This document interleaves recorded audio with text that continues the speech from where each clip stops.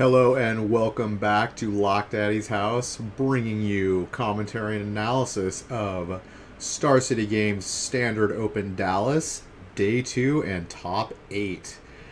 I'm fairly excited to see what decks are going to be in the top 8 since we're seeing this new, Gate Nexus deck. It's kind of like both decks put together into one. It seems to be the new deck on the block and the one to beat now.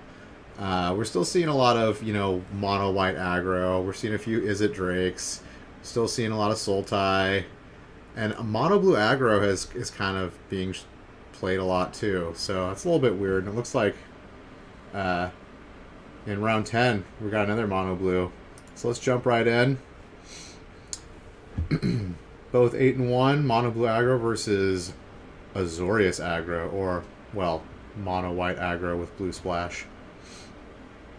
And we got, the mono blue deck got reinvigorated by Terramander, which they're playing now. I don't know how good Terramander is in this deck. I guess it's another just one drop that can, get a Curious Obsession and swing in the air. But actually adapting the Terramander in this deck seems a lot harder than it is in like the Izzet deck. Because it's not playing like Discovery Dispersal, which is a key component for filling your graveyard up with instants and sorceries. And of course it's only working with blue, so like it... Oh, I love those islands that he's using. Those are really cool islands.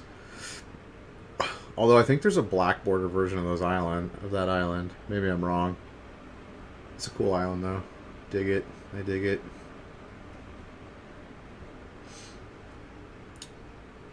So the looks like they both got pretty good starts. They're both hitting their land drops. I'm not actually familiar with this matchup, like who's in terms of who's favored.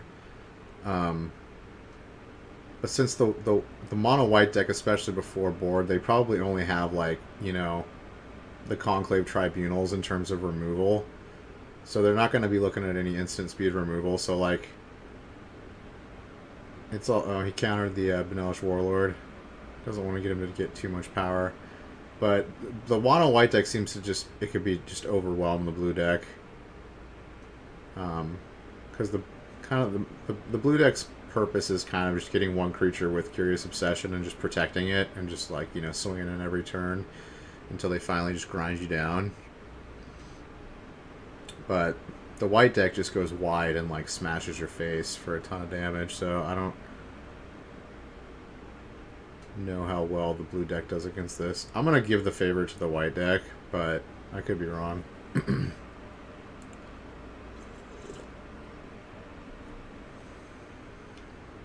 Because right now he's just attacking with like a 1/1 in the air. He's not really doing anything.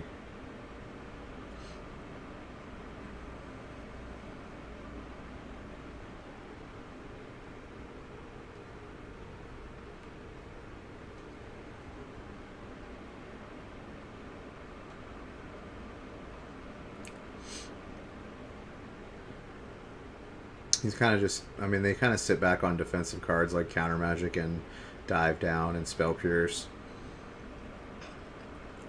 Wizard's Retort. Okay, he's playing Venerated Loxodon. Yeah, he's going to want to counter that. Definitely. Oh. Got the 2-for-1 with freaking Deputy of Detention. Ouchies. He baited that one hard.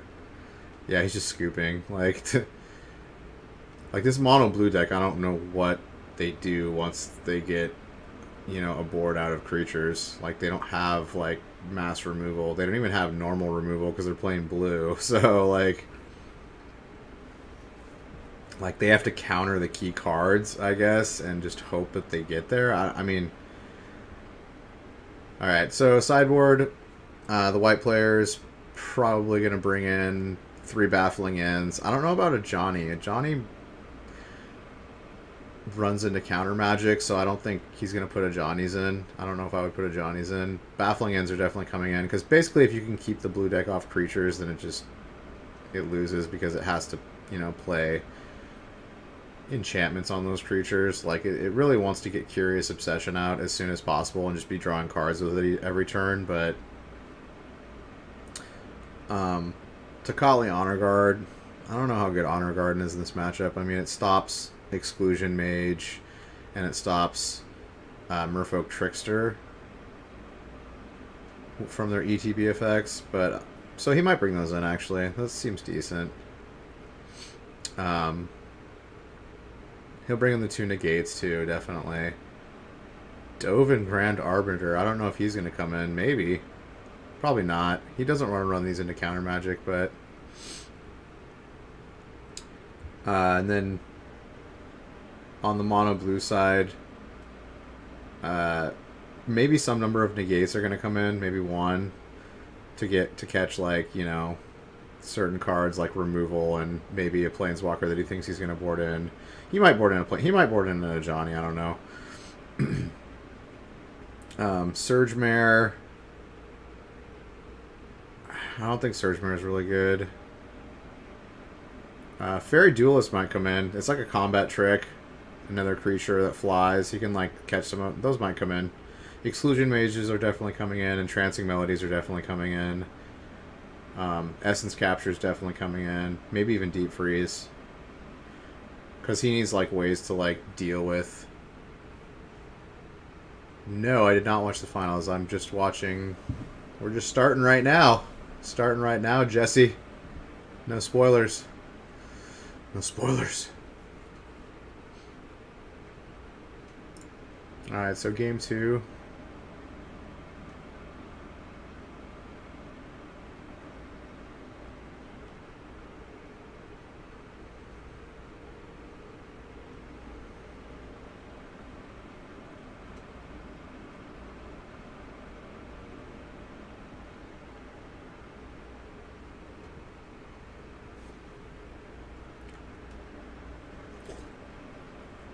Good man. Good man.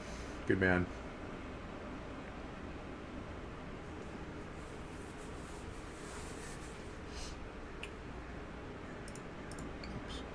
Alright, oops. Went a little bit too far forward. Alright.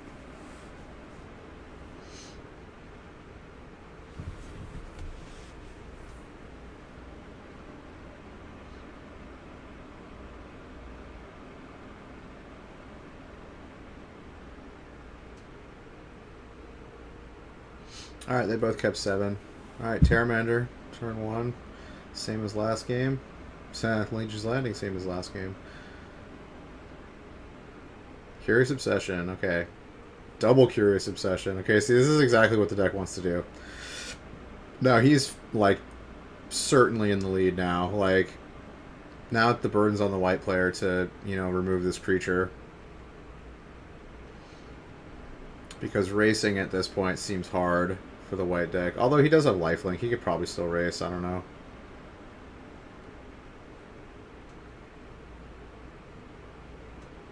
So yeah, he's got 5 power on the table. That's still really good, so... I mean, the mono blue player is drawing, you know, 3 cards a turn, though. The double Curious and the normal draw step, so... The blue player definitely needs to hit his land drop every turn, for sure, if he wants to keep up. Huh, he doesn't have any more lands in hand. He's still okay. He's still on track to winning. Now he's like wondering if he wants to sit back on counter magic or, you know, throw out a Tempest Gen. I would probably throw out a Tempest Gen. I feel like you need to get a board of your own. Okay, he's not going to. I guess he's afraid of like Benelish Warlord hitting the table, which if Benelish Warlord hits the table, like, it makes it very, very hard to race this deck.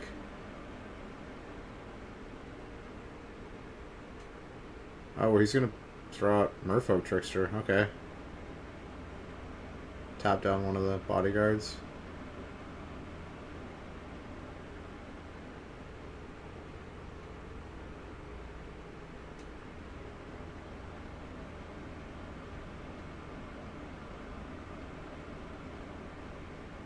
Yeah, I feel like those are the only 2 plays. Like, you got to get more creatures on the board. You got to match the white player's creatures. So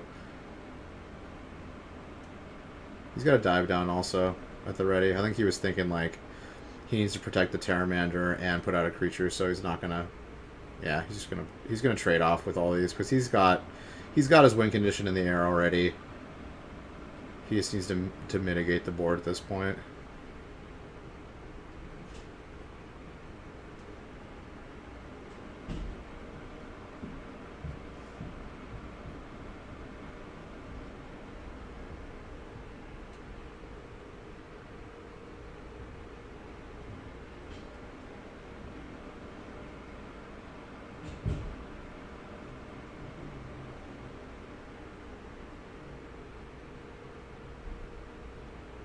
This white player's deep in the tank.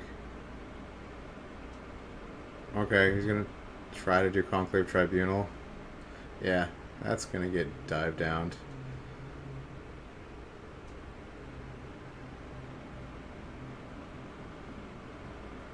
Yeah, he's got so many cards in hand. I think the blue player's firmly ahead now. Like, the white player just spent his whole turn trying to kill the Pteramander, which failed, so...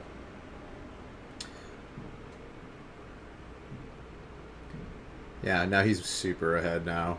Yeah, he's gonna win this game. Like, the white player has to, like, remove the Pteramander, and I think he's got another dive down in hand. It's just not gonna happen. He's just drawing way too many cards. Or is he tapping out?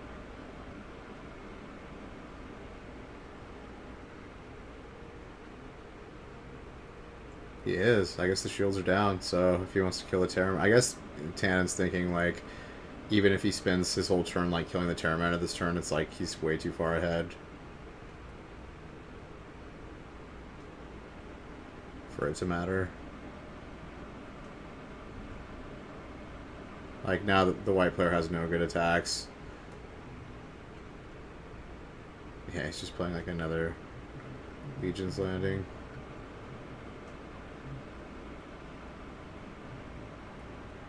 It's Tribunal, that's something, but I think it's just a little too late.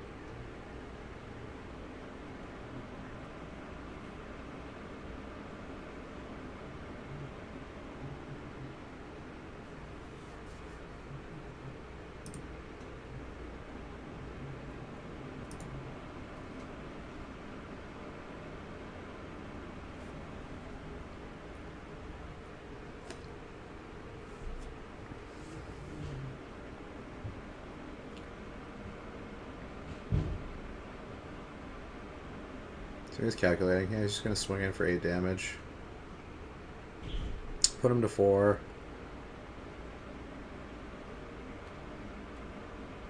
Play another Jimbus Gen. Does he have 4 ops in his hand? He has 3 or 4 ops in his hand. Wow. I think he has all 4 ops in hand. Wow. Oh, he brought in Surge Mare. That's interesting. I guess he just sees it as like a 0-5 blocker. I don't know. I guess just putting in more creatures is just good against the creature deck.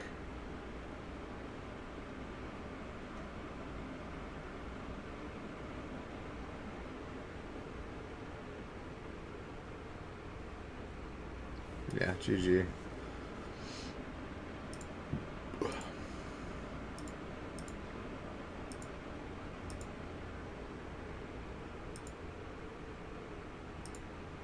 Alright, game 3.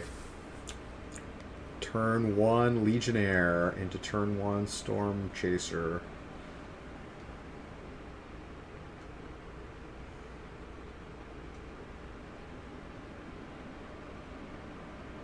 He's thinking about trading. If he has a Curious Obsession, this is why he doesn't want to trade. He wants to draw cards.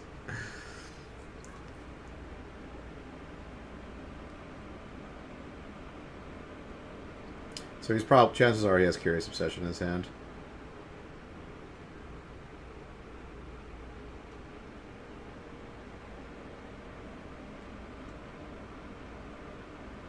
No, he doesn't. Wow. Surge Mare. Okay. I guess he's just thinking, like, he doesn't want to trade creatures yet, because he doesn't have to. And Storm Tamer is a merfolk, so it unlocks, you know... What he picks up?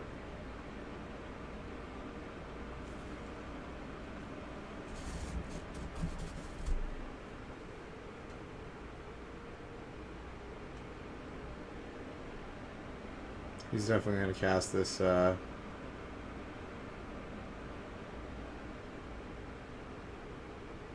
Entrancing Melody. Probably on the token. Keep 1 mana up. Entrancing Melody is so good against tokens. Oh, he's not playing Entrancing Melody. That's interesting. Okay. Just favors getting out the Tempest Gen instead. He probably doesn't have like a 1 mana spell, or he would have done that. If he had like a Spell Pierce or a dive down to keep up, he might have just Entrancing Melody instead. But he's being mana efficient, using all of his mana. And the Djinn is really good. 4 toughness against mono white is good.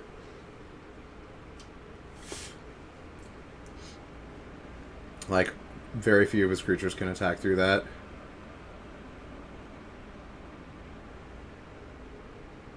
So yeah, he's just got these big toughness creatures that he's waiting on. Another Skymarch Aspirant. It's like he's got 9 permanents, so they don't have flying yet. No City's Blessing for you, buddy. He's not looking too happy.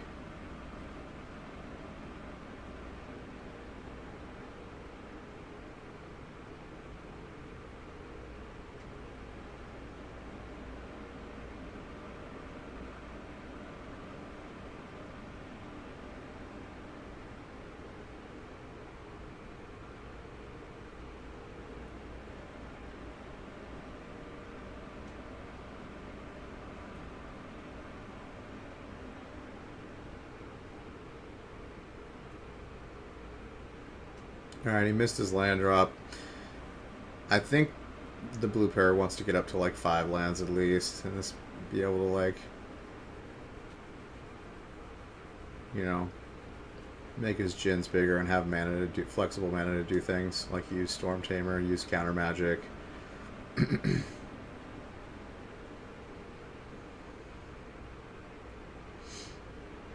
Alright, he's Curious Obsessioning. Djinn. Swinging in for 4 in the air.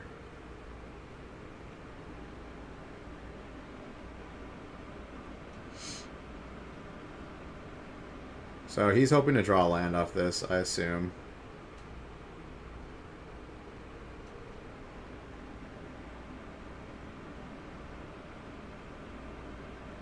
Which he did not.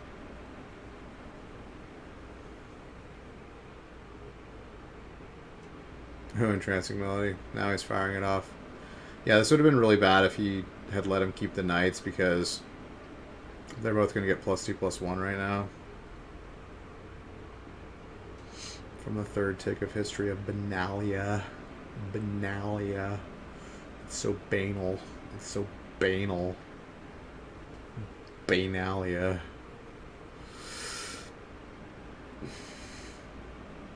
Love those Knight tokens, though. They're like the stained glass. Love them. Love them. Sexy. Sexy beast.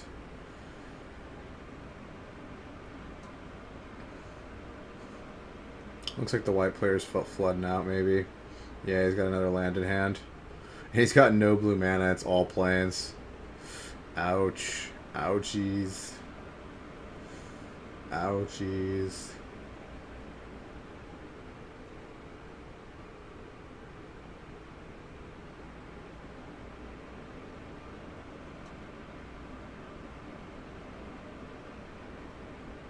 Alright, trading off shit. Yeah, this white player's in real bad spot. Real bad spot. He's got 1 card in hand. And I think it's a Deputy of Detention, which he can't even play. Feels bad. Feels real bad. That's what you get for splashing colors in a basically white deck.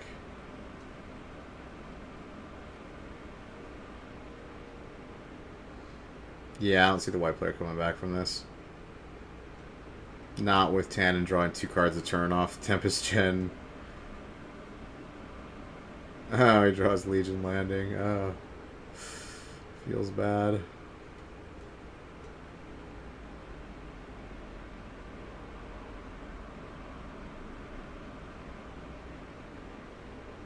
Yeah, Trickster. Yeah, it's over. He looks a little salty. It's a little salty after that one. I'd be a little salty after that one. This deck didn't really do him any justice. A lot of mono white decks are Azorius aggro. Pretty much mono white, but these decks are pretty good. And they all seem to be using Unbreakable Formation now, which I said that card is dank in my set review. Dank. Some dank ass fucking white card. Round 11. Oh shit, Teamer Drakes. I like this deck. I like this deck. It's super dirty. Super dirty. Doing it dirty. Splashing Hydroid Crassus. Doing it dirty. Alright, against another Azorius aggro, okay. Yeah, this deck's pretty good. It's funny because, like, its natural enemy is mono red, and, like, no one's playing mono red now, so apparently, like, mono white is just, like, crushing. If there were more mono red decks in the format, they definitely are favored in this matchup. Ooh, Leonin Vanguard. Okay, that's the first time I've seen him being used now. He used to be primary, you know, Boros aggro creature, but has since been replaced by Hunted Witness. I feel like is used a lot more than Leonin Vanguard now.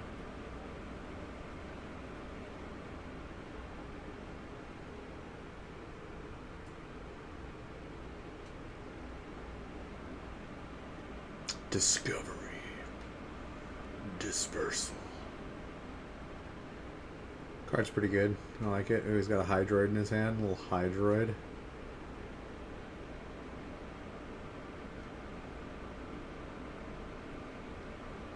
Although while he's dirtling around and playing cantrips, this white player is amassing an army. Oh, but the white player is stuck on one land. Wrecked.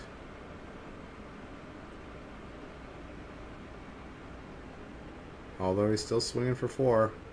I mean, the power of this deck. Healer's Hawk's getting played too. Like, Healer's Hawk kind of got cut for a little bit.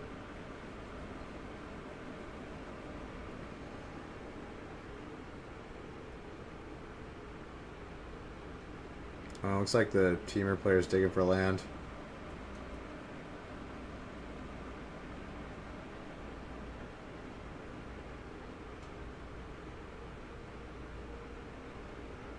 Oh, he discards. Ouch. I know this feeling, playing a deck with 20 cantrips in it and, like, getting land screwed. It feels, like, worse than anything. It feels... Oh, he's playing Pride Mate. Okay, this is why he's playing Leonin and the Healer's Hawk. Pride Mate. That guy's gonna get beefy real quick. He's gonna get super beefed out. Beefcake. The beefcake pantyhose.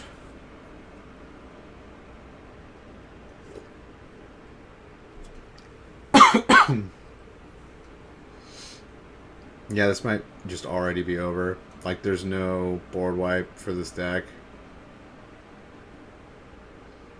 Like, it's got all single target removal. He has no red mana. Ouch. Ouchies. Oh, he's discovering again. Wow. Yeah, I think this is just over. Oh, he plays a Mizzet main deck. Okay. It's probably just one card. Yeah, it's over. GG. Alright. Sideboard time.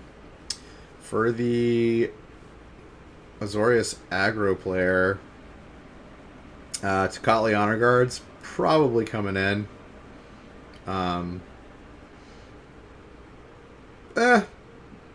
Maybe a couple of them are coming in. I mean, it stops. Actually, it doesn't stop. Those are not coming in because those do not stop Hydroid Crassus. Hydroid Crassus are cast triggers. So Tocatli doesn't stop any part of Hydroid Crassus, so those are not coming in. They stop Crackling Drake from drawing a card, but yeah, okay, those aren't coming in. 3 Baffling Inns, those are coming in. 2 Negates, those are coming in. Dovin Grand Arbiter. People are tooling over this card more and more now. Dovin's probably not coming in. Conclave Tribunal's coming in. Selective Snare. I don't even know what that card does. That's some weird, like, common or uncommon out of, like, this set or last set that I do not know what it does. Oh, is that the one that bounces, like, all of one type? I think it does something like that. Or it bounces all of, like, yeah, one card name. So if there's, like, multiple of the same card name... Oh, he probably has that in for, like, the mirror match for, like, night tokens. It just, like, bounces all the night tokens. Gets rid of them for good. That's pretty good. I like that. A Johnny probably coming in. Spell Pierce probably coming in. So let me look at Teamer Drakes. 3 Fiery Cannonades are coming in. Two Entrancing Melodies are coming in. 1 Sailor of Means is coming in. That's probably it. He plays Banefire. That's interesting. I'm not a big believer in Banefire. I don't think it's that great. I think it's good for like there are a few decks that it was in that it was decent in, but like maybe Big Red or like Big Rakdos mid range. But other than that, I don't really see it as that good of a card.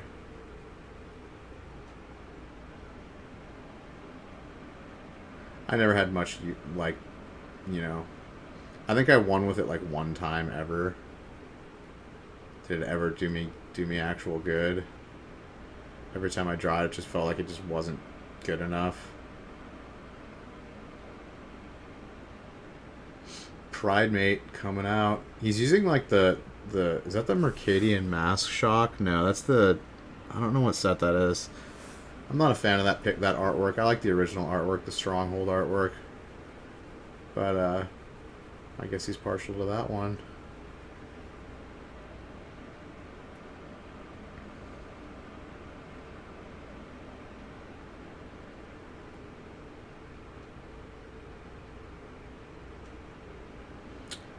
His graveyard should be, like, below his deck or on the other side. Yeah, that looks suspiciously in play.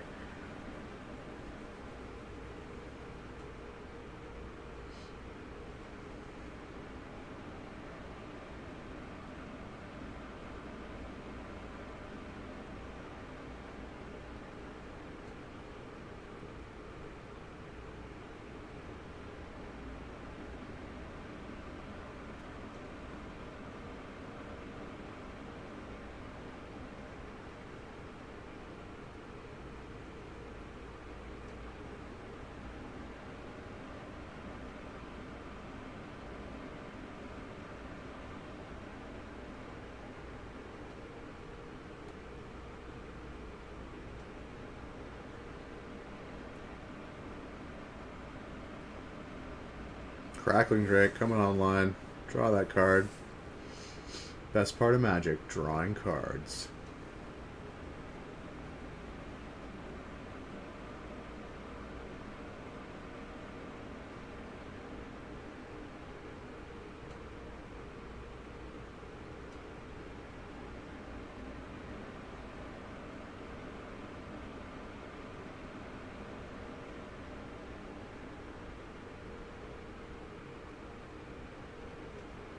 Another Pridemate. Those are going to get big quick. Oh, I smell a Venerated... Oh, no, Tribunal. Ouchies. Boom. Pumping both of those Pridemates. Okay, this is going to get really bad for him. Now, he can't fire a Cannonade out of this. Those are Johnny's. Pridemates are out of reach. Out of reach.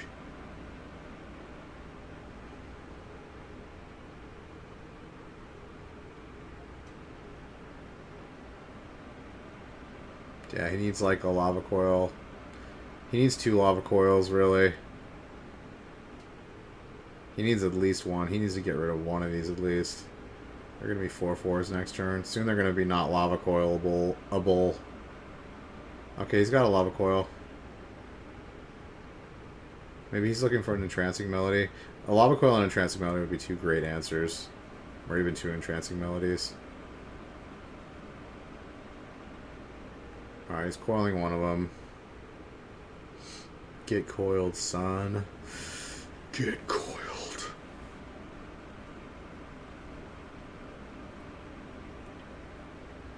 Get coiled. Oh, Pinellish Warlord. Ouchies. Oh, and he gets two. It's gonna get 2 triggers. Holy shit! This thing's unlava coilable now. It's a 5/5 beast. Wow. He's swinging for 3/9. Yeah, this is gonna be over quick. Like, even if he plays Hydroid Crisis or Crackling Drake, which is, I think, they're the 2 cards in his hand, doesn't really matter. His board is just disgusting. That thing's gonna be a 7, an 8/8 next turn. He needs an Entrancing Melody, like, off the top, like, right here. Right here, buddy. Top deck that shit. Show us all. Heart of the cards. Heart of the cards. Boom. That is not an Entrancing Melody. That's a land.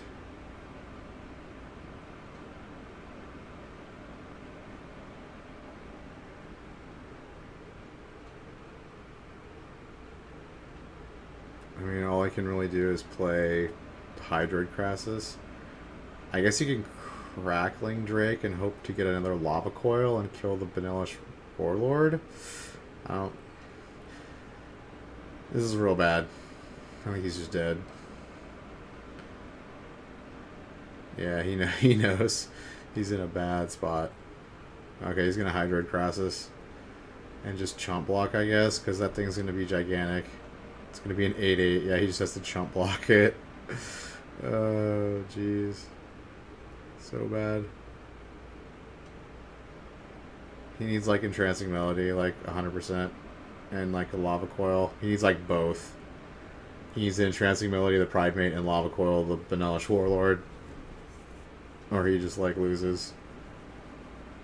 Actually, even if he does that, I think he might just lose. He's going to take so much damage this turn. He's taking 3, 6... Yeah, he's going to 1 this turn. Yeah, there's no way out of this. He's just... Those are Johnny's Pride Mates, man. If you can't take care of those quick, then they're going to take you out. Yeah, he goes to 1.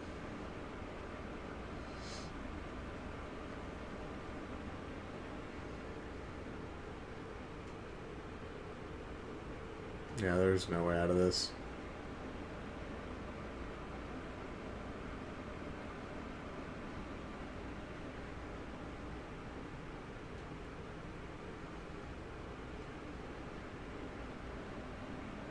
Yeah, I don't even know why he's playing Crackling Drake. There's no way out of this.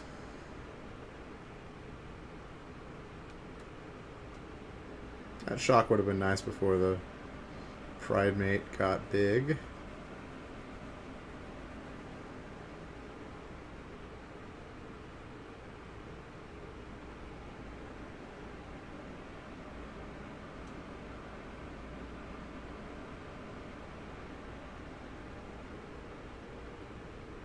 Yeah, you can't block all those creatures, man. You're at 1 life.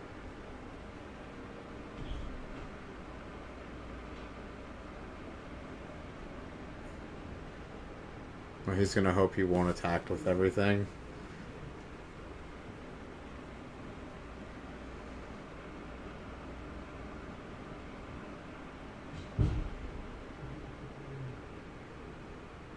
All he has to do is turn him sideways. He gets the bodyguard too. So he doesn't have to worry about losing the Benelish Warlord. GG's. Dude, he's got crushed, man. That white deck, man. Super, super good. Lots of mono white aggro. Lots of it. I guess that's the answer to the Gates deck and the Nexus decks. Like, just beat him with mono white aggro. Alright, round 12. Incoming! Coming. Okay, Simic Nexus versus Esper Control. Alright, looks like we got turn 2 Thought Erasure. Oh, and he's got doubles of everything. Okay, he's got Frilled Mystic, 2 Root Snares, 2 Search for Escanta. So he's probably going to take the Frilled Mystic here. It's not going to take Root Snare, obviously, and taking two. He has two Search for Esconta, so he's not going to take that. So he's going to take Frilled Misfit. He's taking Search for Esconta. What? That's bizarre. That is really bizarre. I have no idea why he did that.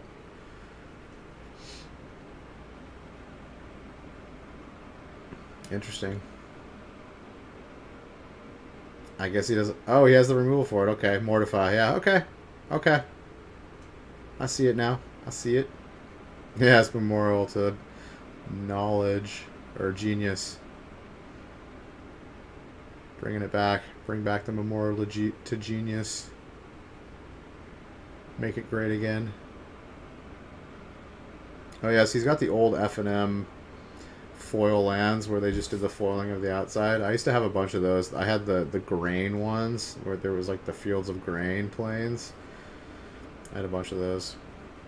I used to use those as my planes until Full Arts came out, and I was just like, I love Full Arts. I can't do anything but Full Art.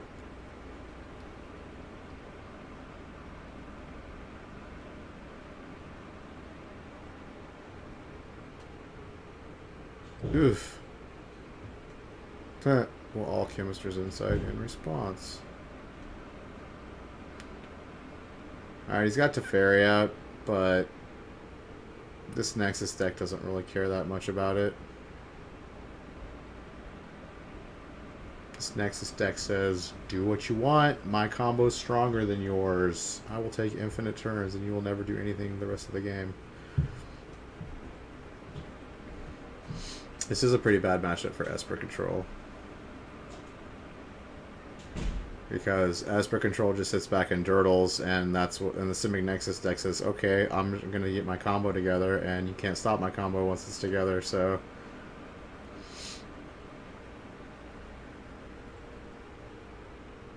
this is one of the reasons why Esper Control has like all the creatures in the sideboard, like Forethought or Thief of Sanity, and you know, Hostage Takers and.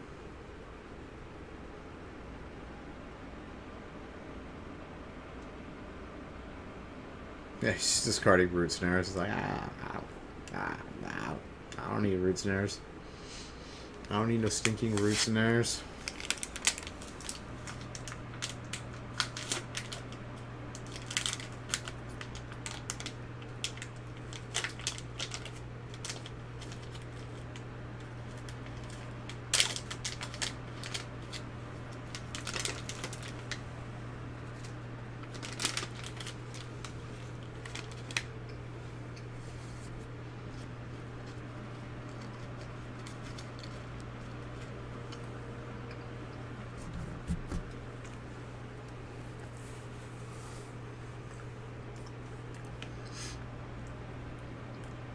Oh, blink of an eye.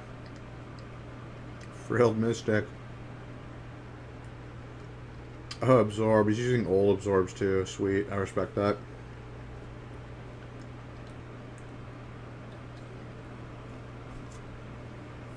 Alright, well. Unfortunately, now Teferi is going to ult. Well, if he can't do anything about Teferi. Teferi ult does actually put a clock on the game. If they take away all your lands, you're never doing anything again. So, I mean, that's one reason why Teferi's OP, and like the only win condition you need in your deck is like Teferi and like, you know, a creature. Like a lot of these Esper decks have no win condition except for Teferi, and like they just take away all your lands and just like mill you to death because he can bounce himself back into the library. But a lot of times these Esper decks have at least like a Chromium that they can kill you with. They have like one big bad creature that can like get the job done. But no, I really don't like these kinds of decks, these Esper decks, like where they have 0 win conditions. They just have this dirtily like Teferi Planeswalker that does everything and just like wins the game for them in like this slow and like tedious way. And people just end up scooping to them. Like they never finish their games actually, because like it takes forever. You have to mill the opponent. Like, it's it's absurd. Like, I don't like decks like that. I think they're unhealthy for Magic.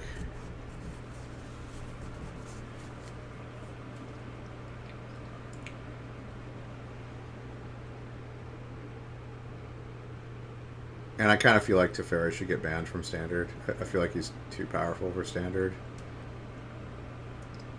There's just not enough, like, handy ways to get rid of Planeswalkers. Like, especially super powerful ones. Mortify. That's the full art one. Dude, I remember when that came out, I was like... Was that, like... Wasn't Tempest... No, was Tempest the first printing of Mortify? I don't remember. But when they started doing the F&M, like, full art promos... It's a pretty good one. I like that one.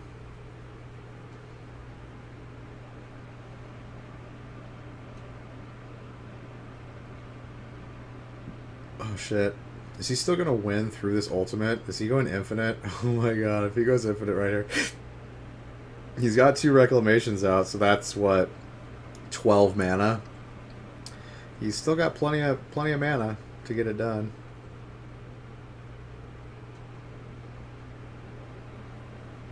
You have 2 what for trade? Teferi? I actually need Teferi for Modern. I wanna play Blue White or Jeskai, and he's like the only thing I need.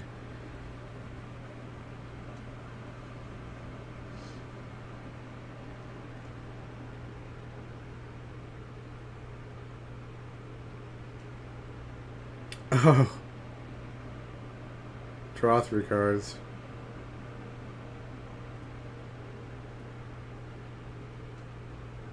Oh.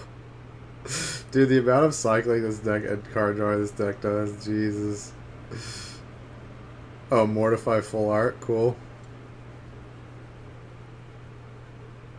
That's actually not my favorite, like, picture for Mortify. I can't remember what printing it was, but it's like she's got like it's like a girl with a sword or something. There's a really cool picture for Mortify that's like way better than all the other pictures. Like, the newest picture is kind of cool, but, like, I still like the, But don't worry, I'm not gonna build Esper in Modern. Like, there's no way. Like, I refuse to play a deck like that. Like, refuse. Like, if I'm gonna play Control, it's gonna have, like, win conditions in it. Like, I'm not gonna play this, like, Teferi wins the game for me bullshit.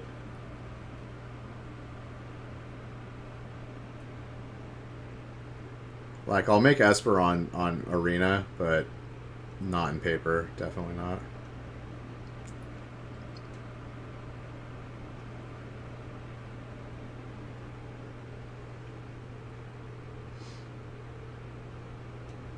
Alright, see, so he's just scooping to the Esper player because of time constraints.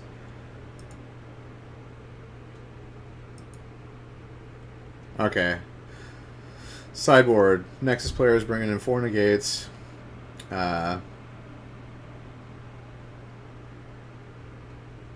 Murmuring Mystic might actually come in. That's actually pretty good, especially after he pours out a bunch of removal. So he'll probably bring the 2 Murmuring Mystics in. Dude, the Immortal Sun. That card's great. He'll probably bring the Immortal Sun in.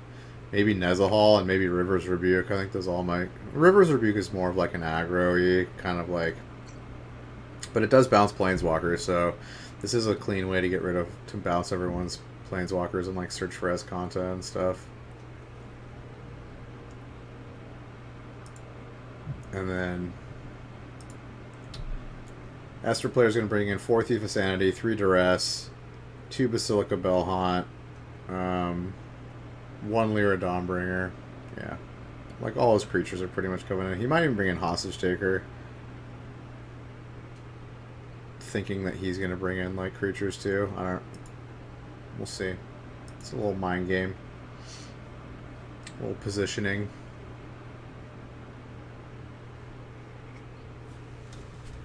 Alright, game 2. Game 2.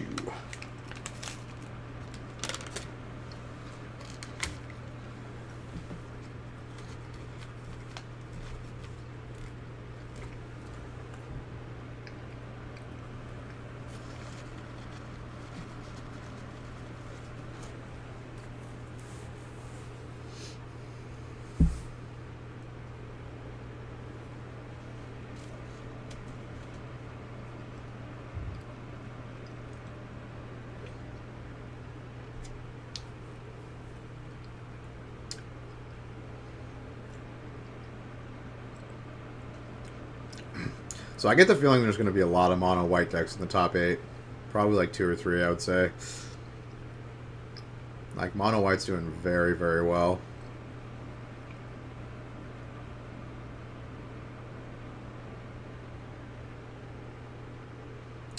Duress.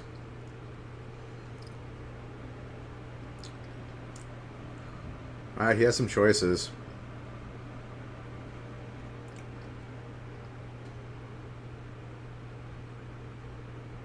He's probably going to take either Wilderness Reclamation or Negate. Probably just going to take the Reclamation. I don't know what's in his hand. I see Absorb in his hand, but... Oh, he's taking Negate. Okay. I guess he doesn't want to negate like a Search for Esconta or something.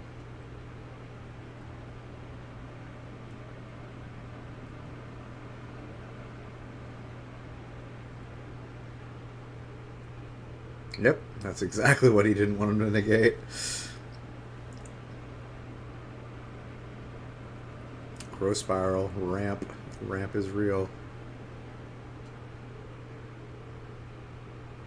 But he plays the Wilderness Reclamation on turn 3. Ouchies. He's got the Mortify, though. He's definitely going to spend his turn mortifying the Reclamation. Well, he has a Frilled Mystic, actually. So I guess he can't mortify it. Yep, he's just going to wait until he taps out.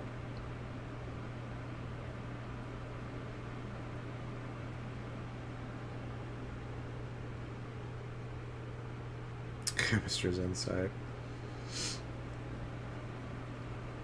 Dude, Wilderness Reclamation is so disgusting. You're like, yeah, I just like can play every card in my hand now. Just untap.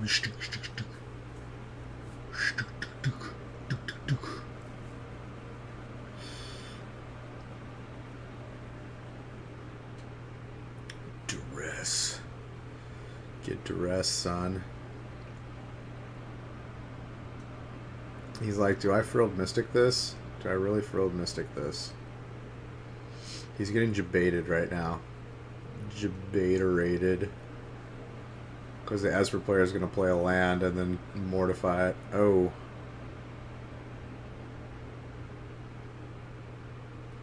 Yeah, he's definitely protecting the Wilderness Reclamation. Because he could have straight up played that in response and he would have had no duress target. Ooh, that was ballsy. That was a heads up play.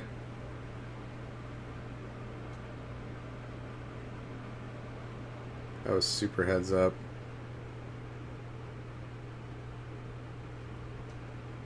Ooh, picks up Negate and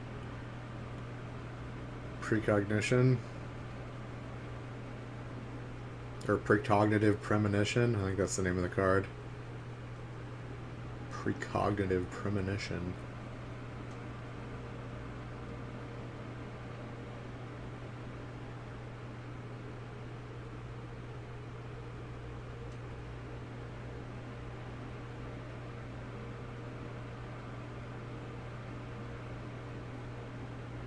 Thought Erasure. Erasure. Oh, negated. Oh, got through though. Oh, bouncing it to his hand though. Dude, protecting that Wilderness Reclamation.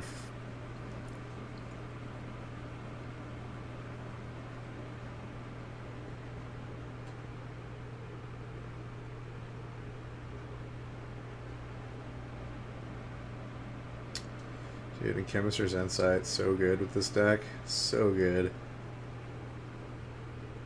It basically comes down to being, what? A 1 for 4, because you're discarding a land to it pretty much, and that you don't need. It's like a 1 for 3.5, basically. There's so much value dripping from this fucking format, man. Just the fucking value. Dripping with value. Dripping. Dude, now he's got Search for Esconta out. Okay, this is going to be over quick for the Esper player if he doesn't like get rid of some of these. Get rid of either one of those. Got another Mortify, buddy. Another Mortify. Oh no, he's got an Absorb. Is he gonna counter it? I feel like you kind of have to, buddy. Yeah. Oh! Oh yeah, he's still got the Frilled Mystic in his hand. Dude, sandbagging the Frilled Mystic for so long. Fucking Frilled Mystic. Saw him at the start of the game. He was just waiting to strike. Just waiting to jump out. Shit, dude. Frilled Mystic. Get there, son. Alright, so he's got Escanta online. And we just drew a Mortify. That was a pretty good draw.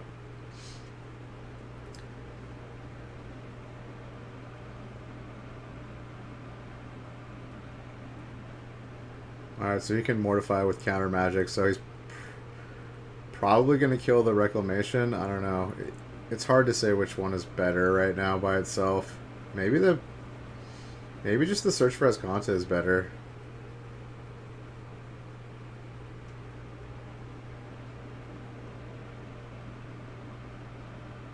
By itself. Yeah, he's going to go for the Search.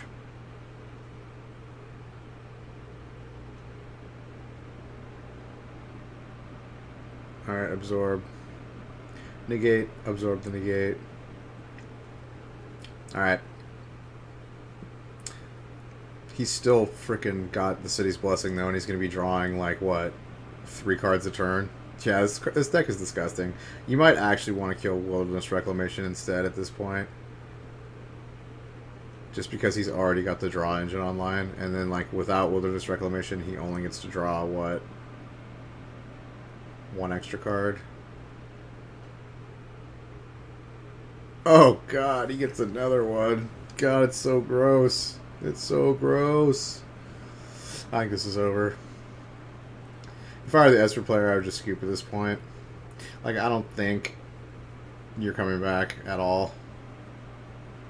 Like, even if he doesn't get infinite turns this turn, like, you're not coming back. Like, maybe this deck is a reason to start playing with the, that board wipe that kills all enchantments again. The white one. Which the name is escaping me.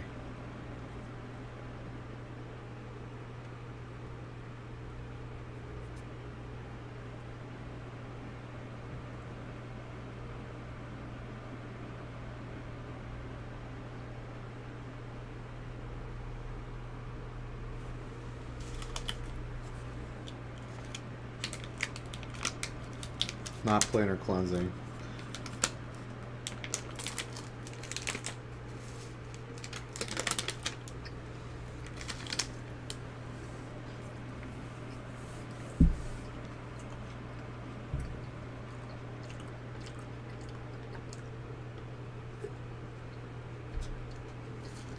Cleansing Nova.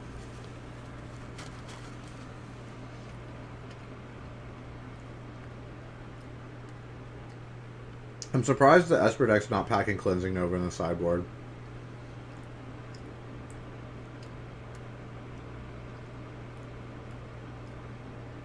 Crushing Canopy is so good. It's kind of like, because at this point he has to have like some kind of Cleansing Nova effect to like get out of this position.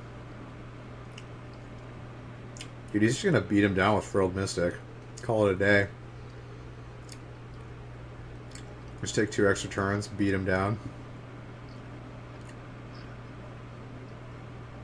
I wonder if he boards out Nexus of Fate. Because I haven't seen it yet.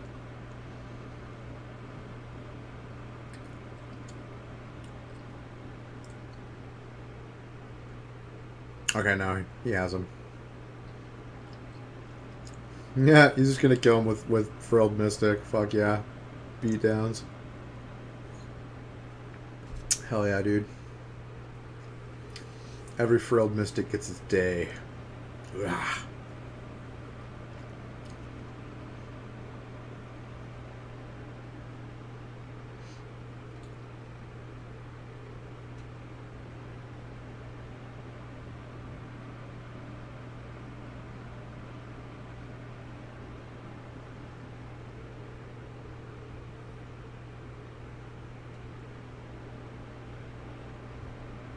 I love how the Esper player is just like holding on for hope. Like, really, dude?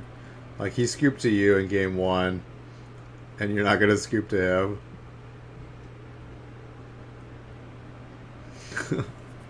People are funny. People are funny.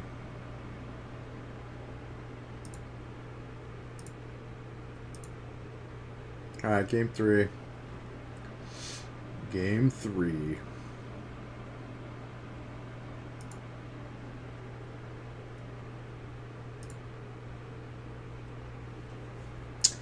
I don't think the Esper player likes his hand.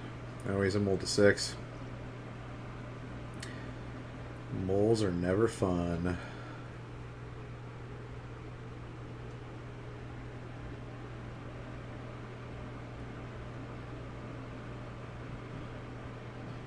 Memorial to Genius. I want to see someone crack Memorial to Genius. I still haven't seen it yet. Oh shit, he kept a 2 blue mana hand. Wow. That's ballsy. That's super ballsy. I guess because he's got the 2 growth spirals, he's like hoping for that green mana. But I guess he's got negate. Oh, he's taking his canopy? Why wouldn't you take negate? That's bizarre. Okay, well he didn't draw a land. Oh, that's why. Oh, he drew another island. Oh my god, he's got 3 islands. Oh shit, not like this. He's gonna get a swing with the Thief of Sanity. Dude, look how he picked him up. He's all... That guy's a sleight of hand, man. Don't trust that guy. Don't trust that dude. He knows how to manipulate cards, man. Nathaniel Monsees. I see you, Monsees. I see you. Alright, I see you. I see your little, like, fan out. Like, your little grab 3 cards and fan them out. That's some crafty shit, dude. Someone trained to be a magician at some point in their life. Boom. He's got some training. Oh, he drew the green land. Okay. This Thief of Sanity, though, man. This is getting painful. This is getting real painful.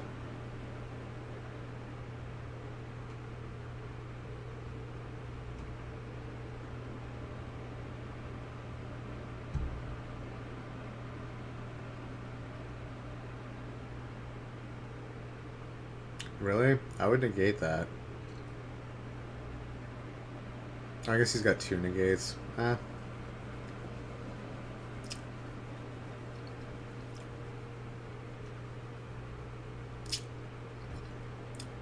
I might have negated that. I mean, he's gonna take the growth spiral or the negate, so it's like you might as well just like play the negate so he can't see your hand. I mean, I don't, and he doesn't get to surveil one. Yeah, I probably would have negated it. He's probably gonna take a negate. Like 99% he's gonna take a negate.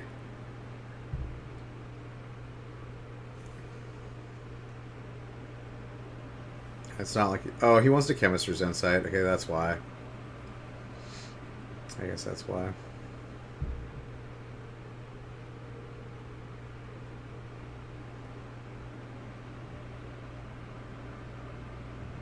Oh, so he's taking the Chemist's Insight. Okay. Yeah, I probably would have negated that. Well, oh, he's going to play it anyways. Okay. Yeah, I guess he's digging for lands. Yeah, Growth Spiral. That's the card to discard, definitely.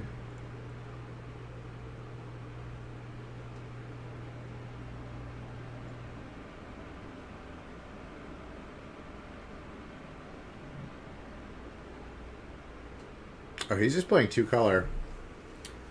He's playing Simic. He's not on Bant. He only needs 2 colors. Okay.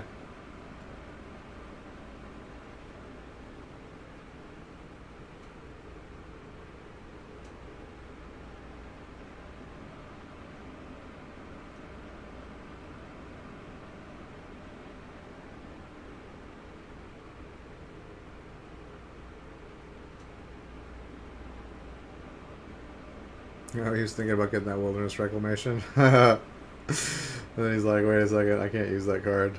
I can't use this card like they can. Well, I guess you can use it with Search for Esconta, but...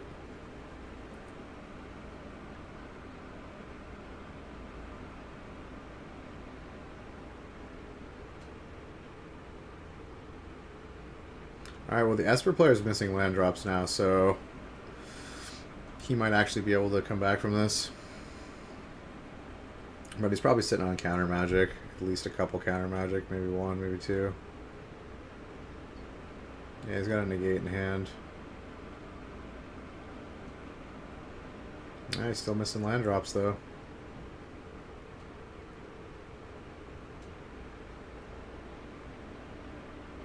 Alright, he's negating it.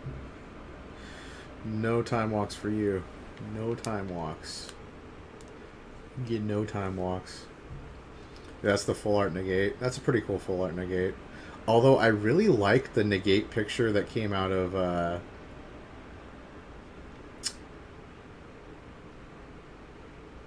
what was it? Ixalan? The one with like the sea, it's like the merfolk dude holding the seashell up. It's like a seashell shield and it's like bouncing off the like lightning bolt. I like that one a lot. That's pretty sweet. It's a pretty sweet picture.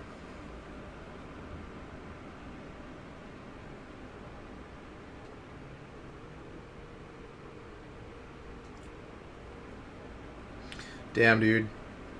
Thief of Sanity doing fucking work. He's gotten 5 attacks in. Done 10 damage to him. Fucking all the way, Thief of Sanity. Go all the way, buddy. We're playing Protect the Thief of Sanity. That's the game we're playing.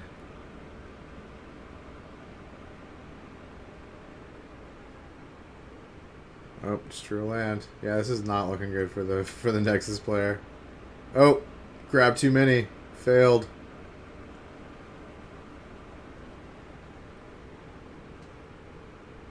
He's got 4 cards exiled. So he's effectively got a hand of 8 cards. Seems pretty good. Seems pretty good.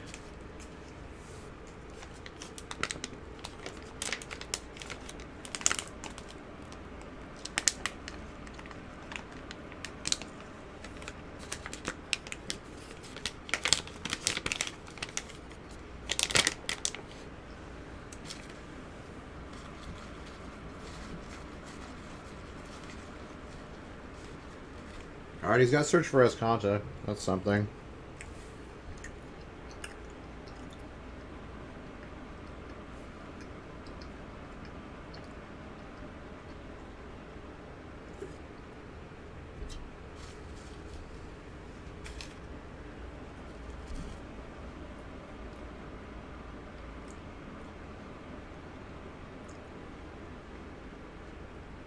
Negate.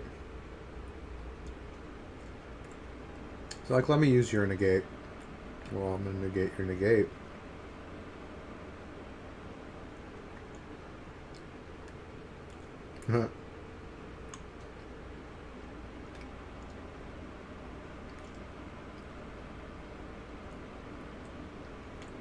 City's Blessing. Mortify. Crushing Canopy. He's just got all the answers. Frilled Mystic countered.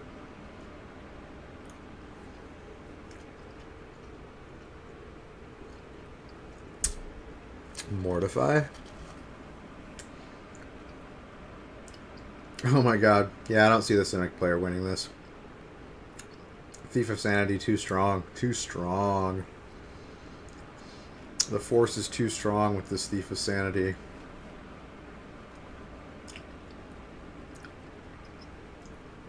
He steals your sanity and leaves you quivering and quibbling and drooling in the shadows. Alone. Destitute.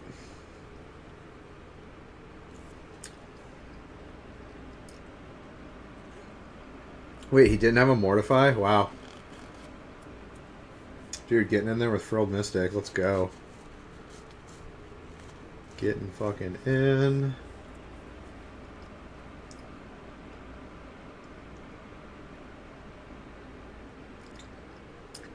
Like, what's even in his hand? Like, I don't even... He's holding his hand at a camera range. I guess it's just Protect the Thief of Sanity. He's just like, I'm on the Protect the Thief. 2 more attacks, man. 2 more attacks. Get there.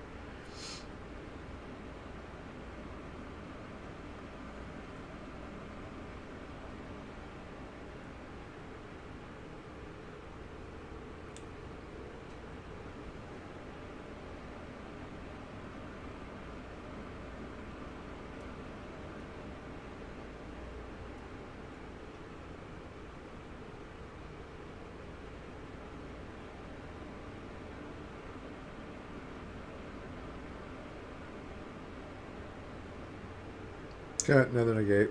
Another one of your negates.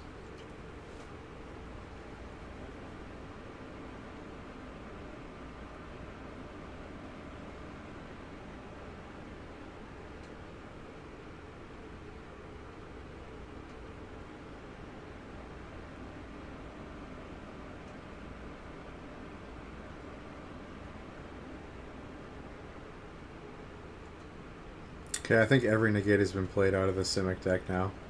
I think all 4 are in the graveyard.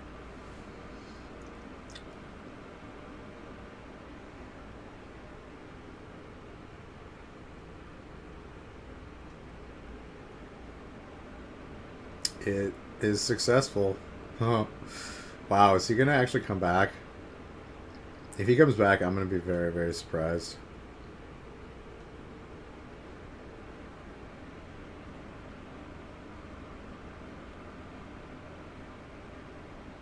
Dude, Nexus of Fate is crazy. Instant speed time walk. Dude, he's Nexus of Fating again. Oh my god, is he actually gonna win this? Oh my god, how? This just shows you how bad the matchup is for Esper if he wins this. After, like, how many times Thief of Sanity's attacked, what, 8 times? He's gotten 8 cards from him. Wow. Not like this. Not like this. Not like this. Dude. It's fucked up. That's some fucked up shit right there. Oh, he's got another turn after this one. Dude, he's gonna get him down to 4 with the freaking Frilled Mystic. Oh my god. If he take... All he has to do is time walk... Oh my god, he's got the Wilderness Reclamation. Oh shit. Oh, Frilled Mystic. Frilled Mystic. The clutch.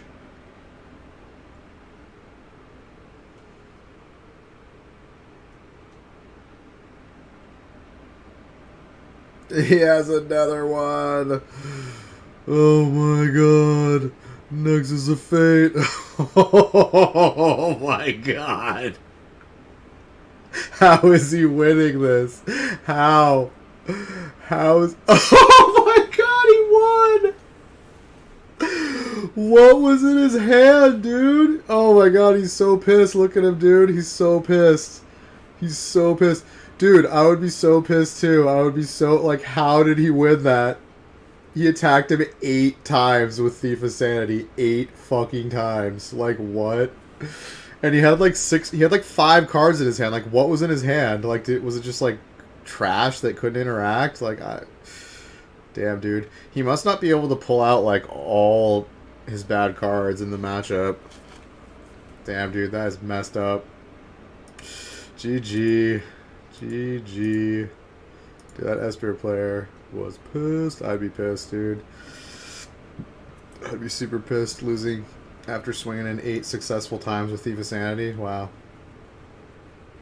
Just wow.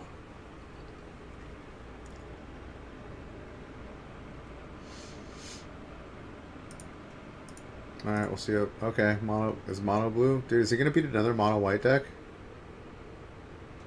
I guess this deck's better than I thought against mono white. I had no idea. Although he looks pretty back foot right here. He looks pretty back foot.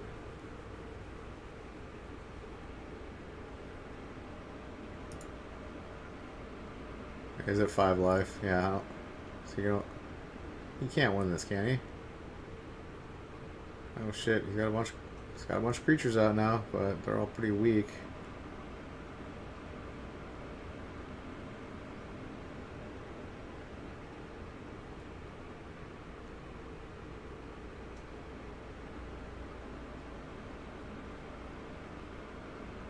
Damn, Hawkins, you're taking way too long on your turns, buddy.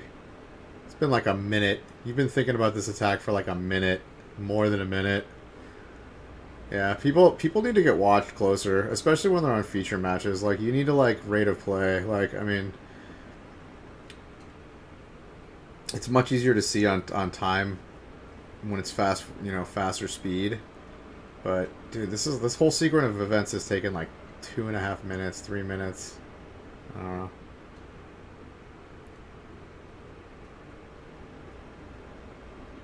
I mean, it's attacking and blocking. It's like a lot of creatures attacking and a lot of creatures blocking, so it's like more complicated, but I don't know, rate of play is like one of the things that's like the hardest to like enforce. Like in Magic, it's unfortunate. Some people take really big advantage of it, which is not right.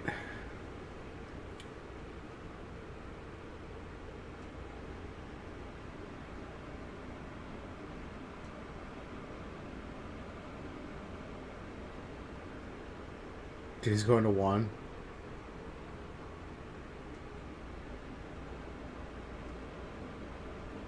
Oh, he drew another land. Ouchies. Tannen. Tannen.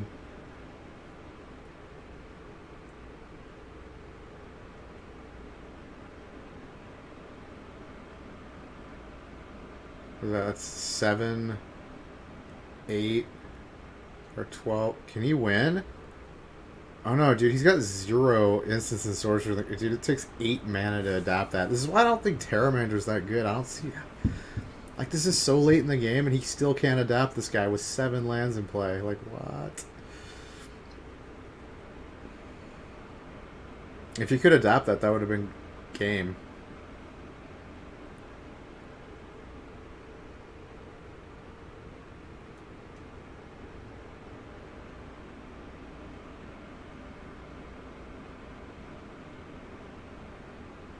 Oh, he won. I think he just did 1 point of damage. He had enough creatures to get through with 1, 1, 1. Dang. Dang. Ooh, what's up, Overturf? Ooh, fresh off of his top 8 last week. What's up, buddy? Playing as Teamer Drake. Alright. Sultai versus Jeskai Drakes. Jeskai Drakes. Okay. Let's go, dude. Let's go. Round 13. I want to see some Jeskai Drakes. Splashing a little white. I wonder what he's playing for white. That's pretty cool. Versus Sultai. We've seen very few Sultai in this tournament. Now, it doesn't necessarily reflect how many are in the tournament, but it does affect who's doing... I mean, like, they typically show the best, you know, ranked people in the tournament playing on the feature matches. So they'll show undefeated people until there are no more undefeateds, pretty much.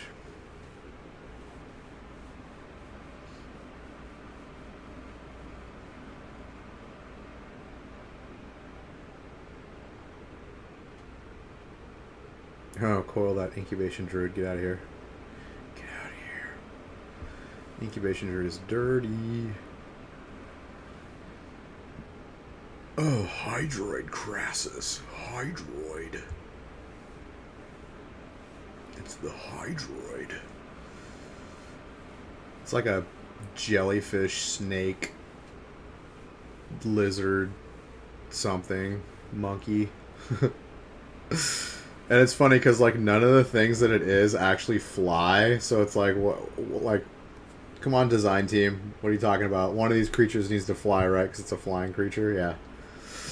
Last time I checked, snakes, jellyfish, and lizards don't fly. Or, not lizard. I don't know what the third thing is. It's like a... It's jellyfish, snake, something. I can't remember what the third thing is. Ooze. Maybe it's ooze. I think the third thing is like an ooze or some shit. But none of them fly. I know none of them fly, okay? Yet it's a flying creature. Like, explain that to me. I guess Narcomoeba is like a jellyfish that flies. Maybe like in whatever plane they're on, jellyfish fly or some shit.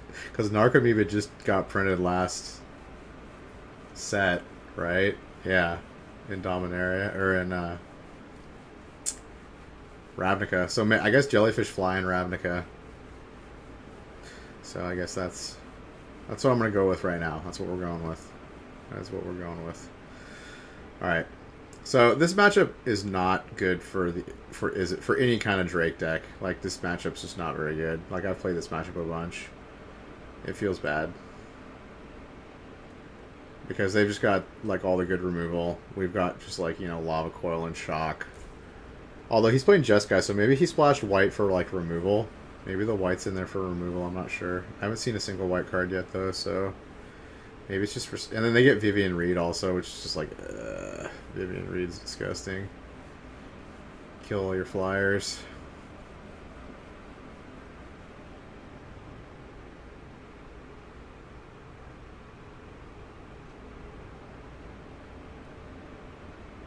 And he's going to trophy in response.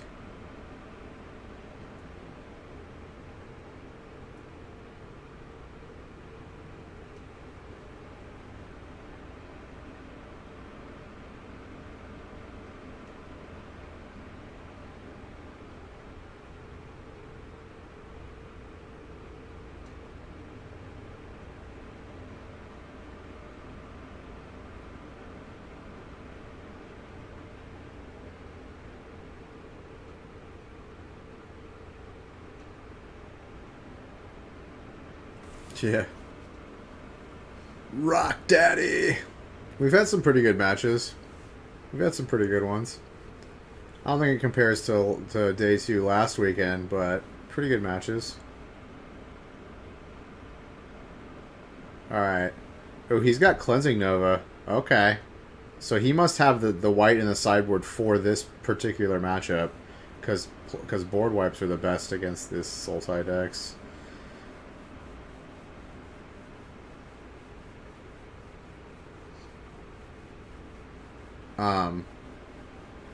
So he's gonna... Yeah, I think the games have been pretty good today. There's been a lot of mono white. A lot of mono white aggro. Or Azorius aggro. So he's gonna bring in 3 Cleansing Nova. Oh, he's got Teferi in the sideboard too. Wow. Probably Teferi's coming in. I'm guessing. Maybe. Disdainful Strokes are coming in. Lava Coil's coming in. Shivan Fire's coming in. Invoke the Divine. That's the Destroy Artifactor enchantment, right? I think. Ral's probably coming in too. And then the Sultai player is going to bring in Duress. 4 Duress. Probably a couple Negates. Cast Downs are coming in. And Assassin's Trophy's probably coming in. Alright, game 2. It's like the Is It player mulliganed. That's not always fun. That's never fun, actually. Never fun. It's never fun to mulligan. Alright, let's go. Let's go. Let's go. Oh shit, he mulliganed to 5. Ouch. I feel like this one's might be over quick. He's got a Cleansing Nova in hand, though. And he's got all his colors.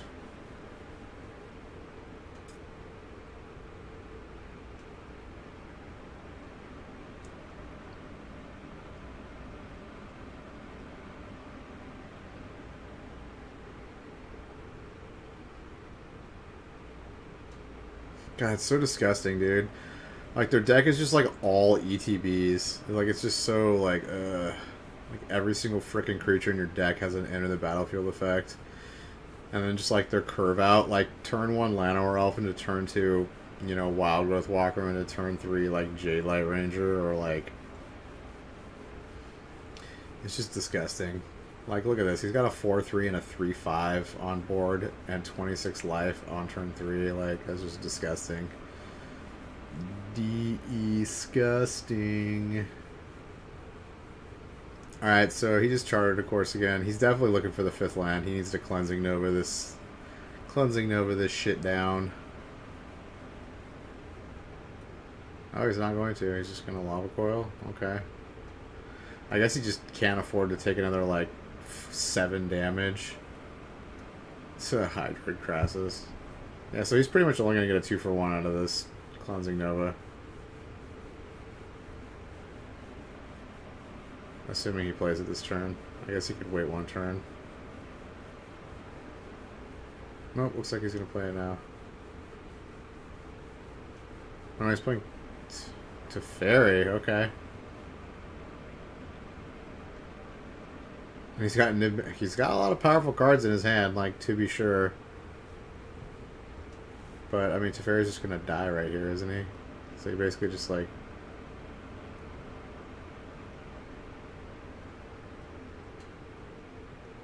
Basically just drew a card with Teferi. Like, I don't... I guess it plays into a better Nova.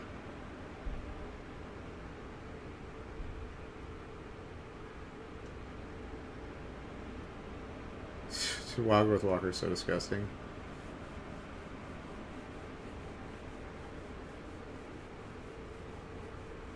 Alright, so he's gonna Cleansing Nova.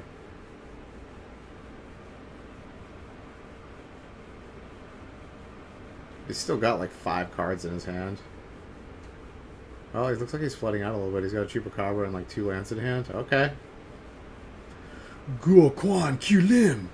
Dude, go for it, dude. Jeskai Drakes. Let's fucking go.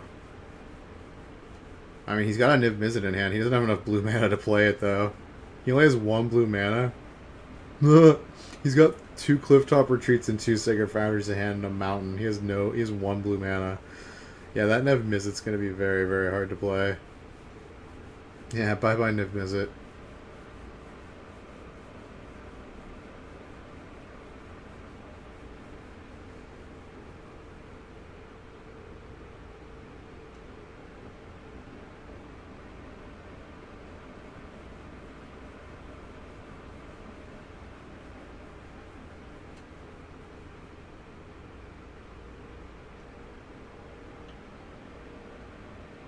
Looks like he's got a Crackling Drake Opt and something.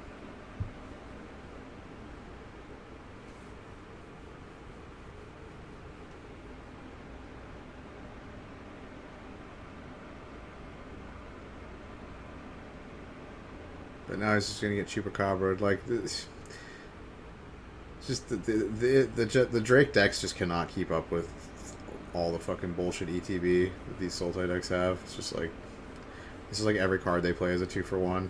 Like, there's just too much value in this freaking format, man. You gotta play like the ultimate value, or you're not playing one of the best decks, I guess.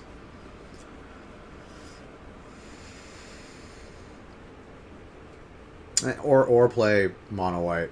Like, mono white's good enough, has enough of the right like synergies. But I mean, it's got tons of value too. The mono white deck has tons of... Okay, Ral. All right. Just hope he doesn't have a Vraska's Contempt.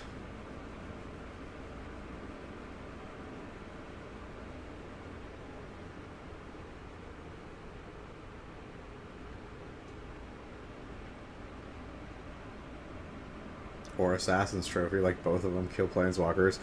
It's like you have to play a deck that can kill Planeswalkers or play a deck with the good Planeswalkers. I don't know. I guess you don't have to. Mono White's the exception. Mono White's got the, like, you know, enough tech that and synergies, but it has value too. Like, it has History of Benalia. History of Benalia is like a 1 for 2.5 at least, because you get 2 Knights out of it and the +2/+1 effect, which is really good.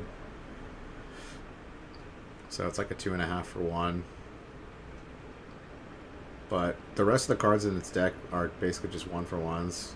So it's like, you know, oh, 2 lands in his hand. I think you are done, buddy. I think you are done. Yeah, he's got an Assassin's Trophy. Hydroid Crosses, yeah. Gross. Gross. Yeah, this is over. Yeah, this matchup is just like so hard for the Drake player. I've played this matchup a bunch and it just feels so bad. You just feel behind like the whole game. Like always. And sometimes you like squeak the win, like you'll like protect a Drake and then like swing for 10 or something and like win off of it, but it's like that like rarely happens. Like they just have so much removal. And so many just 2-for-1s. Dude, another freaking mono blue player. I guess mono blue is really good in this format. Probably because there's no mono red. This is another reason why mono red, when mono red faded out or people stopped playing it, like these mono blue and the mono white decks just got way better because mono red is their natural enemy. Like Rakdos mid range. Rakdos, oh, that's cool that he's 10-2. I respect that. It's kind of like big red, but it's like with black now. Like the super value like Rakdos deck. Alright, who won? I think the Rakdos deck just beat it. Yeah. Red is like the natural enemy for this mono blue deck. Like, just cheap removal to kill all their creatures. And if they can't like draw a bunch of cards off of Curious Obsession, the deck just doesn't do very much. All right, round 14. Let's go. Oh, we got another mono white deck. Oh, it's Tom Ross. Tom the Boss Ross. Our boy from Louisiana. Louisiana. He's a Louisiana bilge rat.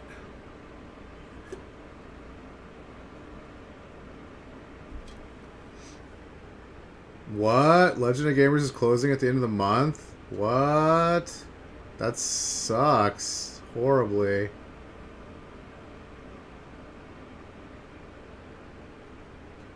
Damn. Yeah, apparently. That sucks. Tony didn't tell me. That's too bad.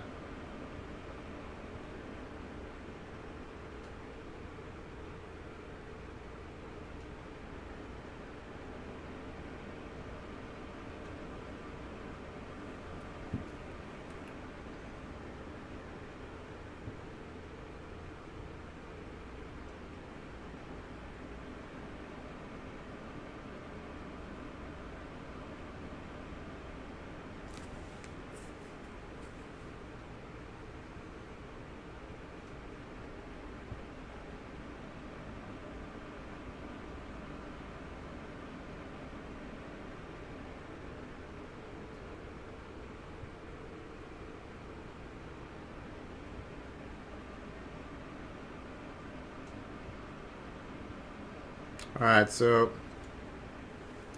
this white deck looks like it's gonna steamroll right over Sultai. Sultai is, well, it's gaining some life. Maybe not.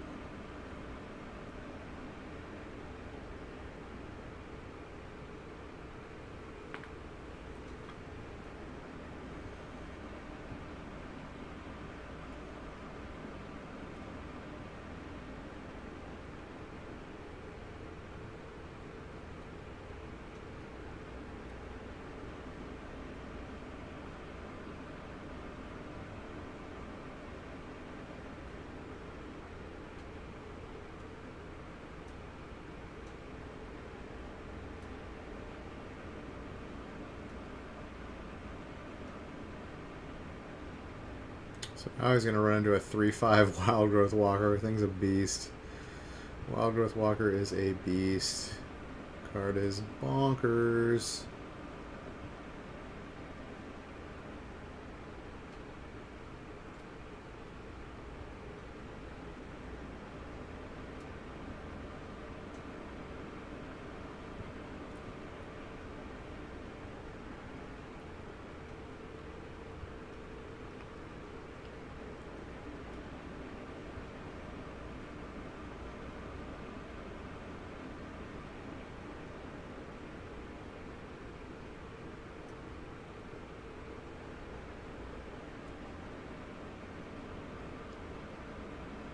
Alright, we're at the Conclave Tribunal. Got the swing in. Oh, hostage taker. Taking that Vanillish Warlord. Ouchies. Ouchies.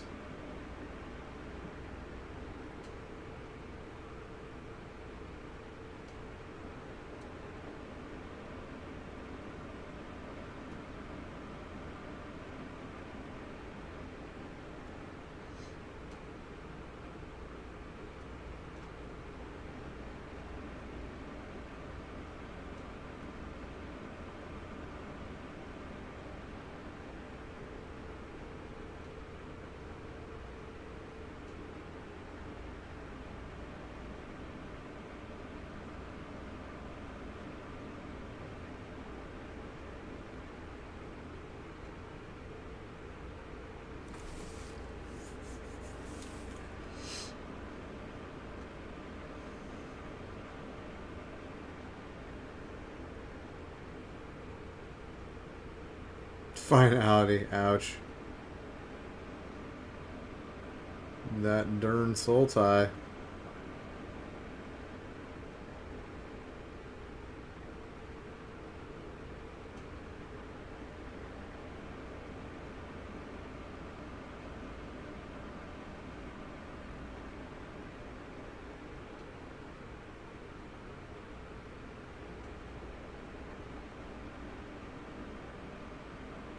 He needs a removal for that hostage taker.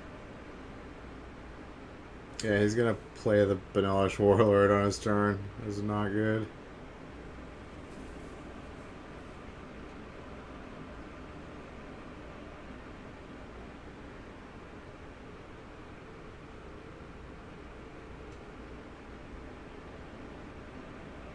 Now he's got what? A 4/5, a 5/6, a 3/3, and a 1/3. Yeah.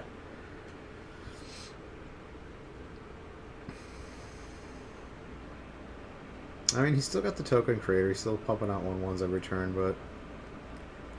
And he is only at 9, but. Yeah. If he plays one Hydroid Crassus, this is like over. He's gonna draw like 2 cards off of it. He's got another fine finality, too.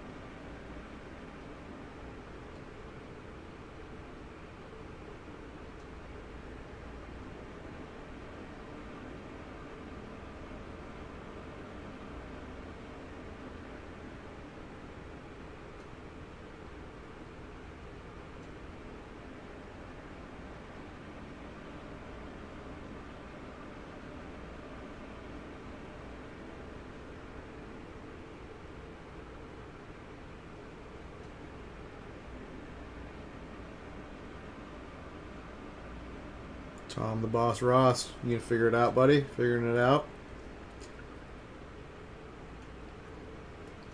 Lining up how he's gonna block.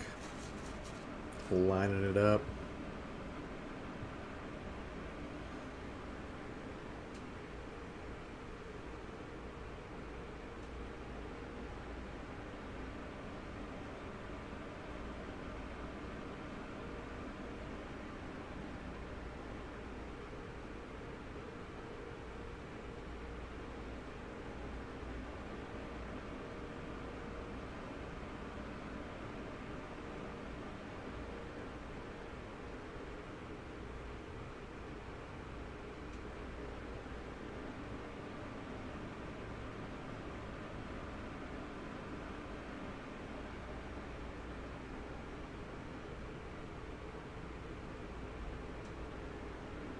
Boom. Unbreakable formation. Boom. Alright, so he's going to have some good attacks. They're indestructible. He's going to gain like 4 life off this too.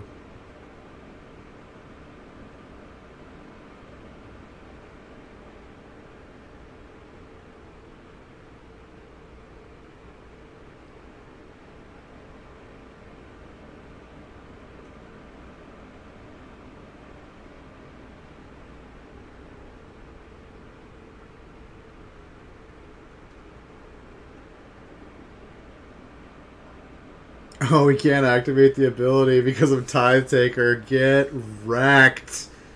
Get wrecked. Dude, Tithe Taker. Fuck yeah. Card's beast. Oh, but then he fucking finalities again. Dude, that's so harsh.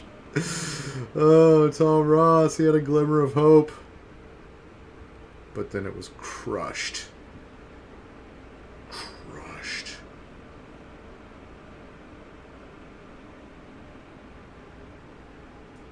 Ouch. Board wipes are good against mono white, I've heard. Seem pretty good. Seem pretty good.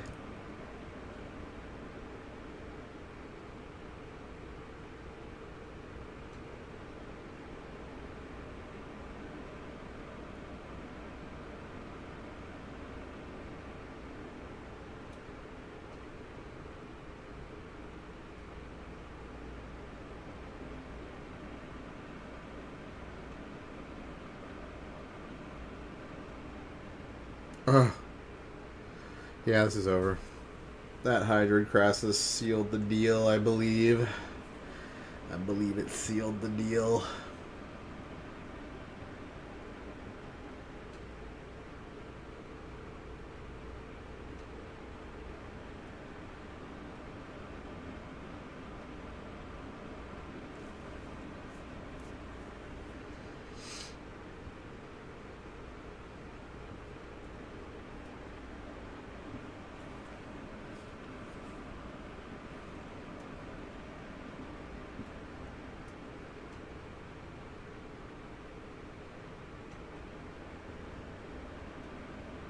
Oh, so February 28th is going to be their last day?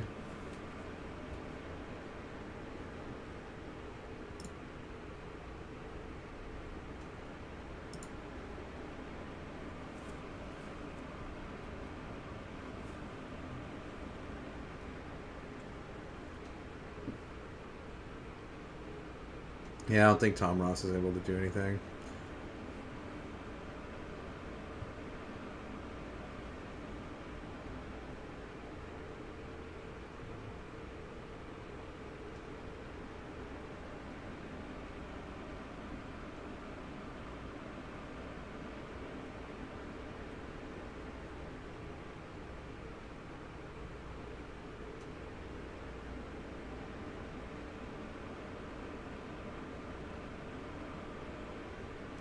GG.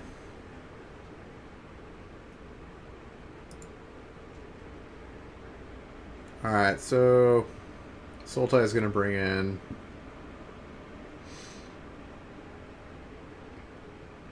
probably maybe a Duress or two. Plague Crafter. No, Plague Crafter's not very good. 2 cast down.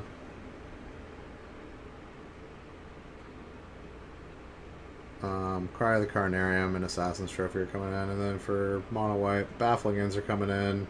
4 Takali Honor Guard. This gets really good for white after the sideboard because the Takali Honor Guard is just money and a half. Ajani's are coming in probably. More Vanguards coming in. Yeah, he can bring in like all of this. A lot of this sideboard is for Sultai. Alright, game 2.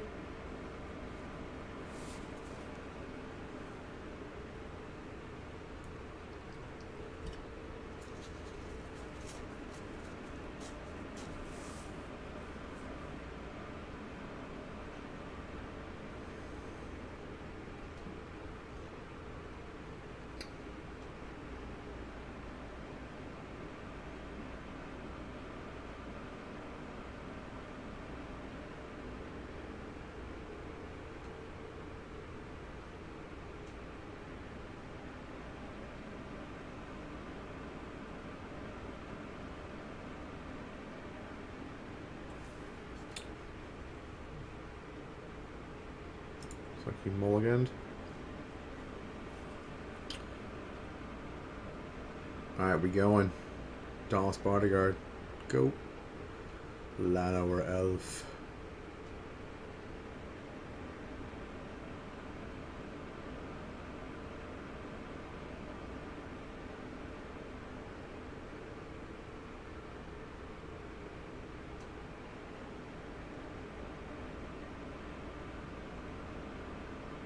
Oh, Honor Guard. Get wrecked. Get wrecked.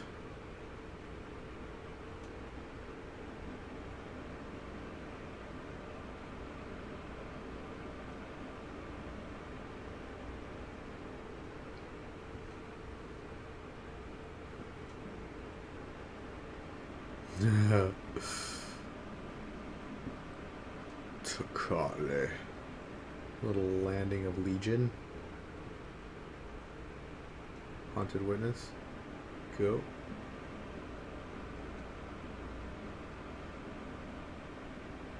Why, thank you, Rock Daddy. I appreciate that.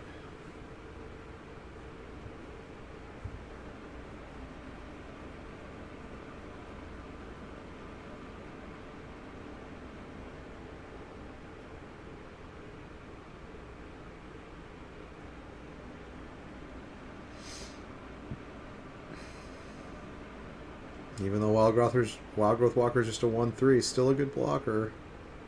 Oh, he needs a third land. Vanillish Warlord would be money and a half right now. Would be the ultimate money.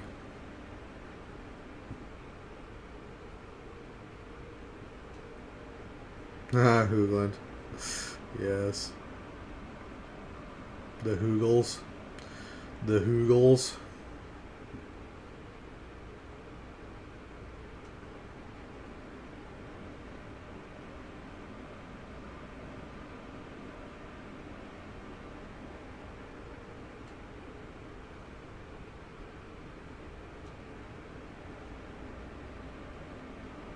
Ooh, baffling in the Llanowar Elf. Oh. Doesn't want him having mana.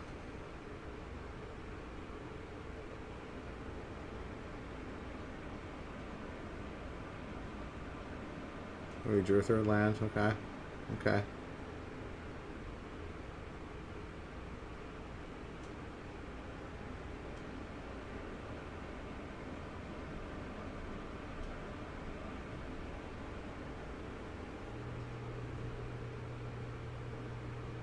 Yeah.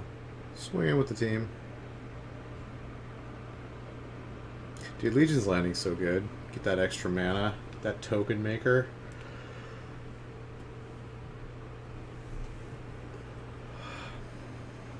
Oh, trophying the Baffling in too. Dang, son.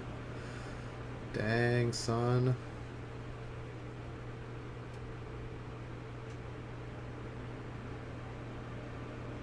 Oh, and it's a 3/3 dinosaur now because it destroyed the freaking Baffling End. That's so crazy how Baffling End works.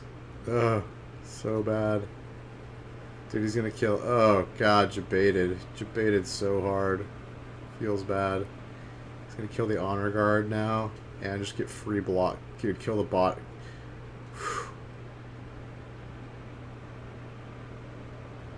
Kill the Honor Guard and the Bodyguard and the Hunted Witness. Ouch.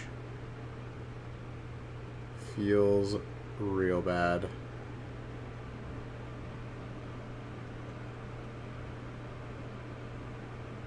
Alright, well at least he's only got one card in hand finally. But if he draws a Hydroid Crassus, he's just like... back at card advantage. Back at it.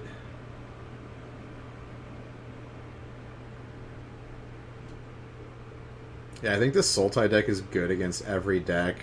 Like, favored almost in every matchup except for the Esper matchup. Which I think the Esper matchup is favored. But against, like, every other deck, it's so good. Even against Mono Red, it's so good. Maybe not against the... Oh, against the... It's not good against the Gate Nexus deck. Because we saw the Gate Nexus deck just, like... punk these Sultai decks yesterday 2-0. Actually, did we see 2 matches that they got punked? But Sultai doesn't seem good against the Gate Nexus deck.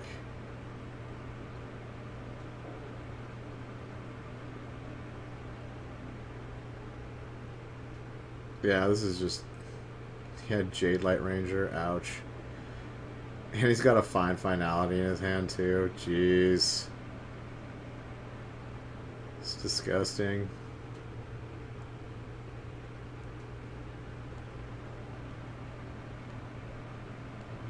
Yeah, I think this is over.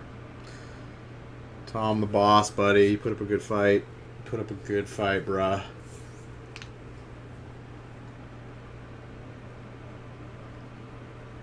Just can't beat these ETBs, man. You gotta, like, keep that Honor Guard alive the entire game. Or you just, like, aren't gonna beat this deck. This deck is just busted. It's too much value.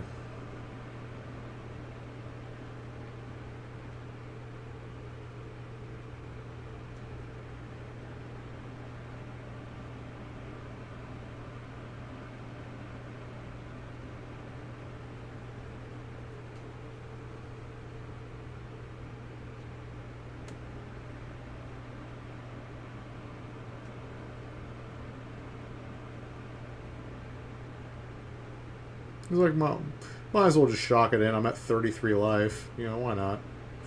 Why not?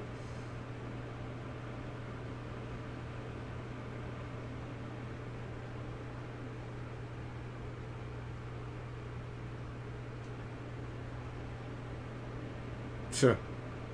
2, 4, 6 wild growth walkers, yeah. Those are some roadblocks. Those are some big freaking roadblocks you got there.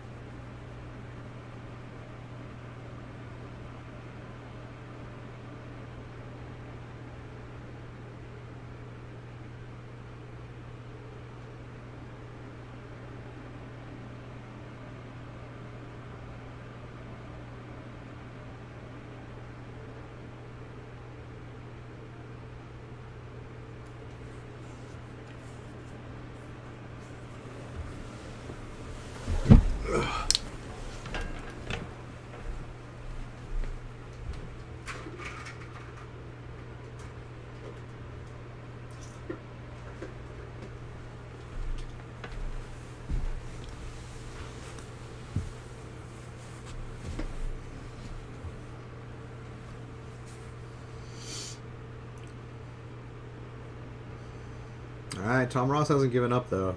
He's just like, never give up, never surrender. Never give up, never surrender. So, jeez. Gaining 6 more life. No, gaining 12 more life. Jeez.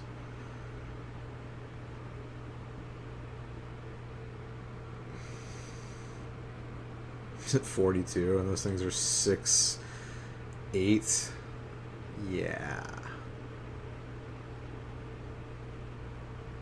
I admire your resolve, Tom Ross, but this be over. Like, you need some Cleansing Nova right now. Cleansing Nova. Boom. Cleansing Nova. I believe in you.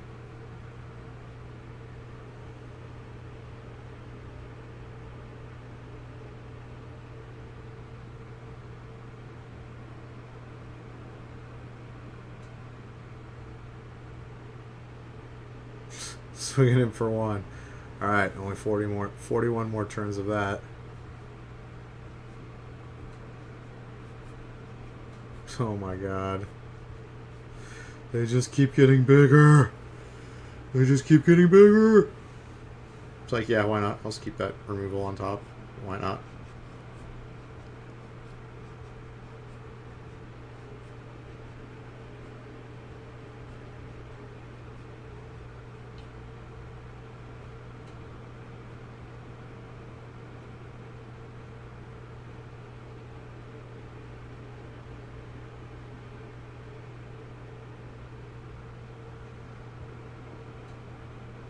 I guess he's holding out for Conclave Tribunals, like removal for those Wild Growth Walkers. But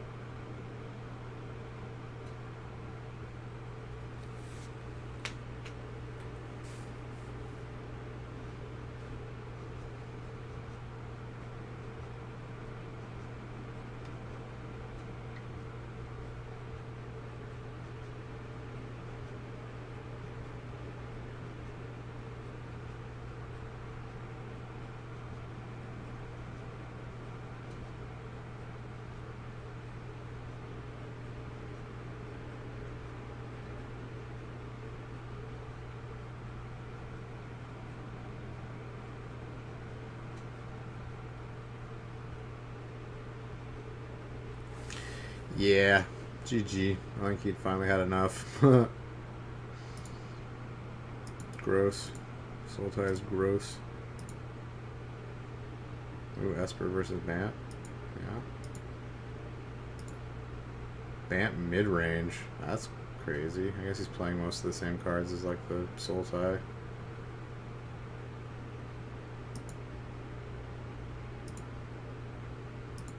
Yeah, I think Esper just trounced him.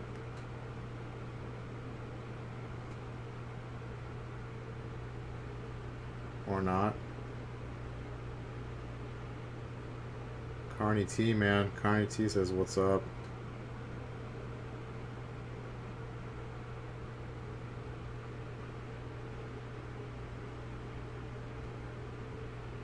I guess Kai's Wrath kind of just like puts a damper on his day. Yeah, that's Kai's Wrath.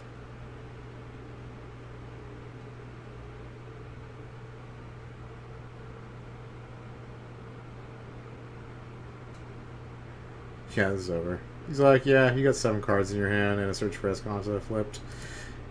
Yeah. 4-cost board wipes, man, are strong. Round 15?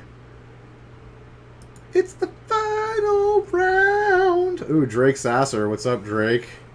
What's up, Drake? So winning in. This is a win. Oh, he's playing against mono white aggro, though. I think this is the bane of the Nexus of Gates deck. The aggro. Oh, and he's on the draw too. Drake, buddy. Drake.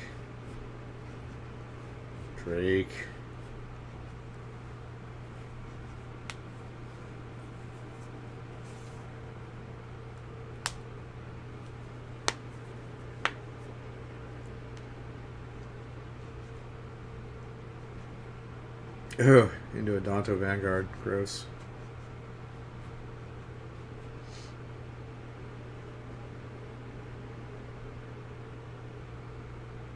Alright, Drake. I think it's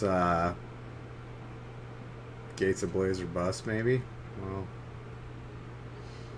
it's pretty much what it feels like against all these aggro decks.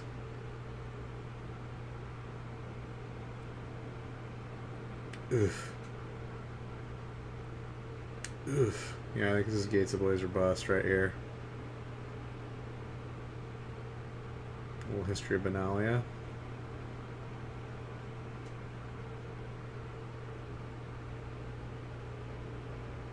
Oh. Oh, he doesn't even have the Gates Ablaze. Maybe he does. Maybe he's like gonna take another round of whacking. Although, do you commit anything else to the board at this point? I think you just don't. I don't think he's going to. Oh, another history of Benalia is fine, I guess.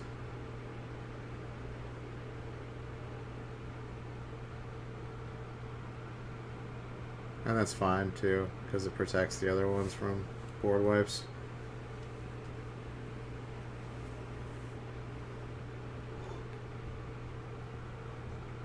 Is that swinging in for 6? Put him to 9? Yeah, he has to have Gates Burn-In or Bust, or Gates Ablaze or Bust.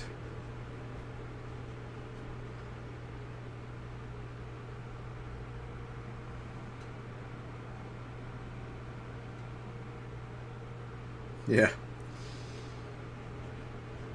He must have not even had a gate to play to draw a card. Ouchies. Alright. Mono White's going to bring in 2 negates. Probably a Conclave Tribunal, a Johnny, Spell Pierce, maybe a Baffling End or 2 to catch those Gatebreaker Rams, which he's going to bring in 4 of. He's going to bring in 3 Archway Angels, 2 Lava Coils, and probably a couple negates.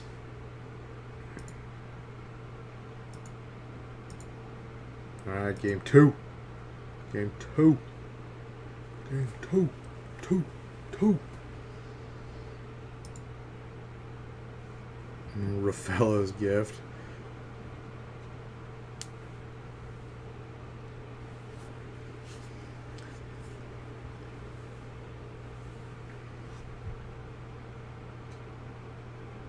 So.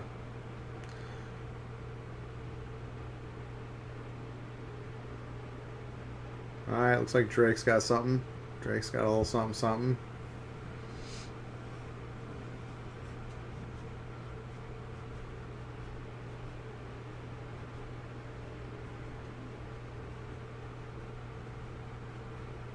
That's a gatebreaker ram. That thing's good.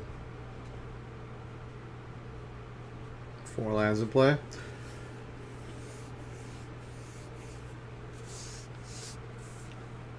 Drake's gearing up. He's gearing up. Make some plays. Oh, History of Benalia.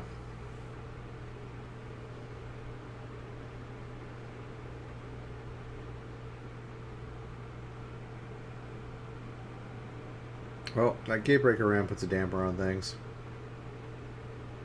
Gotta remove that bad boy. Gotta get him out of the way. We're gonna ramp. We're gonna be ramping. Go get 2 gates.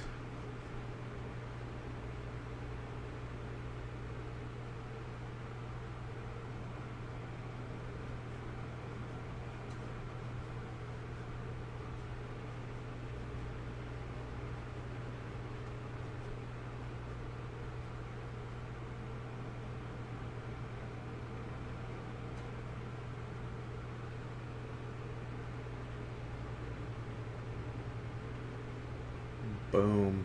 7/7. Well, yeah, it's got vigilance and trample. Might as well attack. Might as well. Gatebreaker ram's so good. Oh shit. Card's great.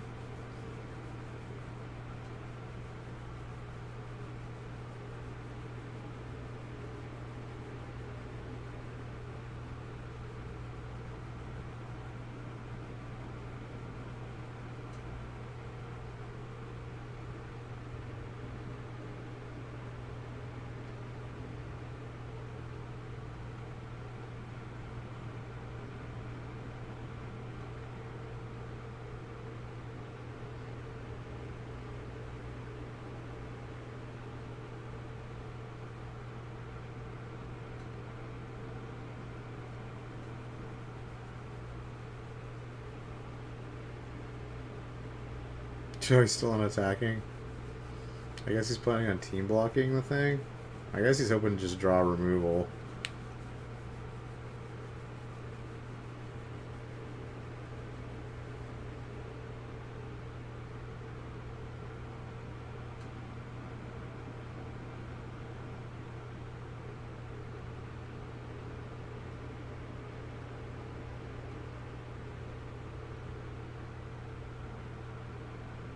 Better hope he doesn't have any growth spirals in his hand. Combat trick. Combat trick, growth spiral.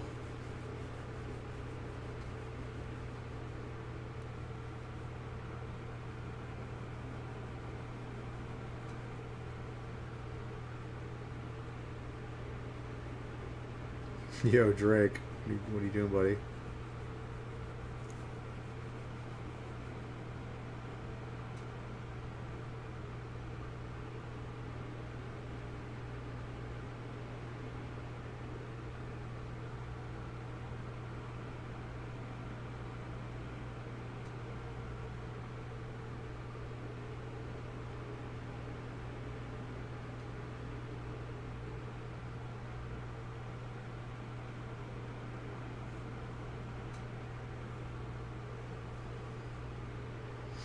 Dude, Drake, rate of play, bro. Rate of play. Been fucking tanking for like 2-3 minutes, bro. Make a decision. Dang.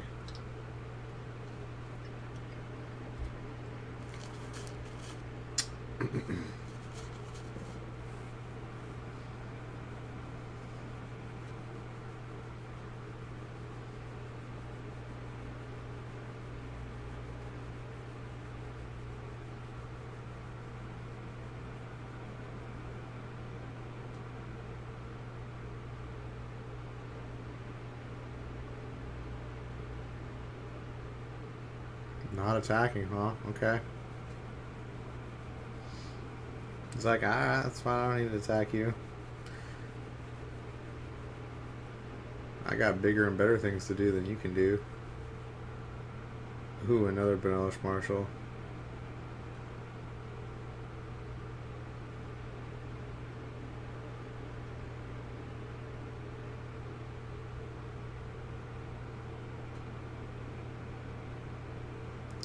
Four, 8, 12. 16, 21. Put him to 1. Oh, Drake, buddy. Drake. You almost just went down, bro. You almost just went down. He's going to 1 life. Dude, if he hadn't had that gate that gained him 3 life, he'd be dead right now. Dead. D-E-D, dead.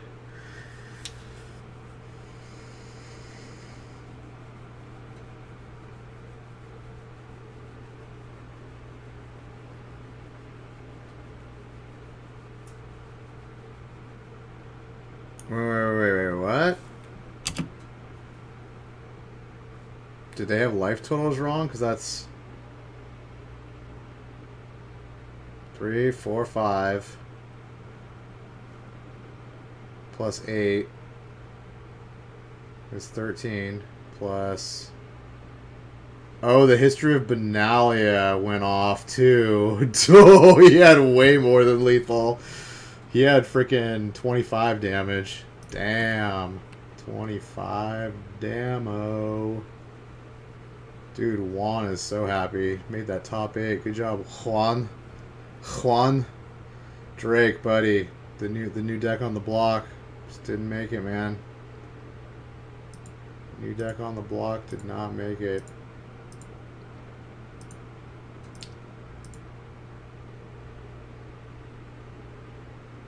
Ooh, mono blue. Okay, this is a pretty good matchup for the Drake player.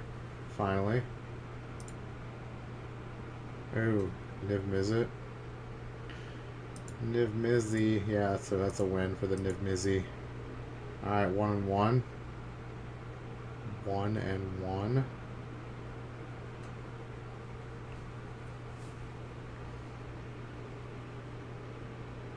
We'll watch the end of this time lock match. This tournament's actually been going pretty quick. Probably because all the mono white decks that have been on camera just totally stomping people's faces.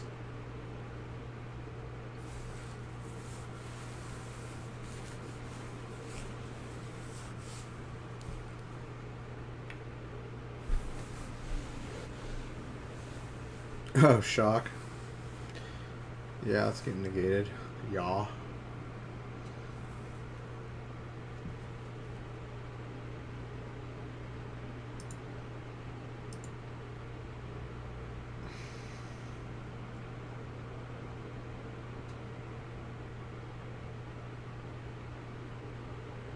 My god, look at these guys flip their cards constantly. Jesus. Chill out. Chill out with the card flipping, boys. Chillax. Jesus, they're sitting there flipping their cards for like so long. Oh my god. This is time freaking warp too. Okay, that's fine. You guys are playing slow. Even in time warp I'm getting bored, man. Dude, is the mono blue gonna win? Holy shit. This one took a turn for the worst.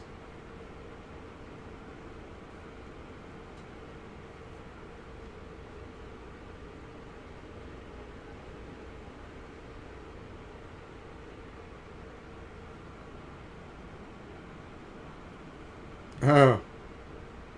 Bummer. Drakes. Ouch. Top 8 incoming. Top 8 incoming!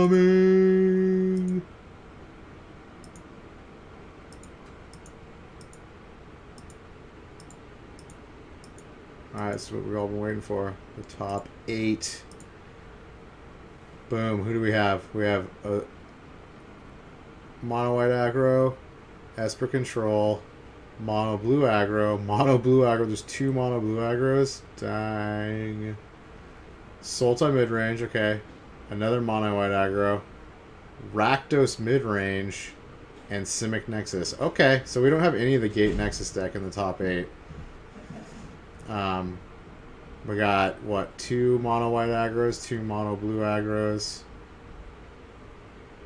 an Esper, a Sultai, Rakdos. Okay, this is a pretty even split of decks. I mean, I feel like the white and the blue decks are getting much more love because people aren't playing mono red anymore. I think if people were still playing mono red, there would not be 2 of these decks in the top 8, but That's cool. Rakdos midrange made it. That's kind of cool. I like that.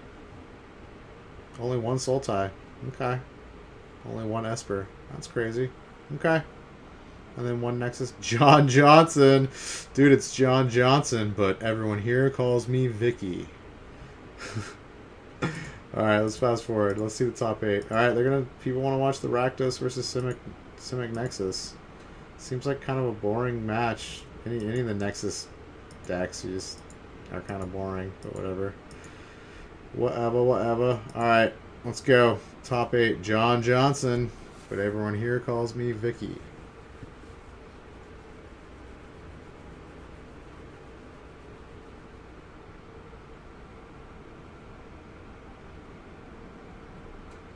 Rick's Mahdi Reveler. Juggle those flaming skulls. Do it. Juggle those fucking flaming skulls. Read that card, bro. Read it.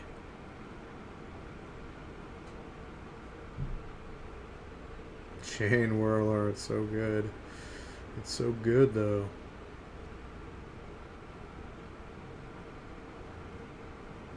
Growth Spiral. We're ramping. We be ramping.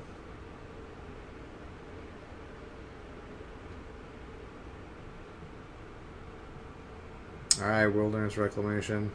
He's got one piece online.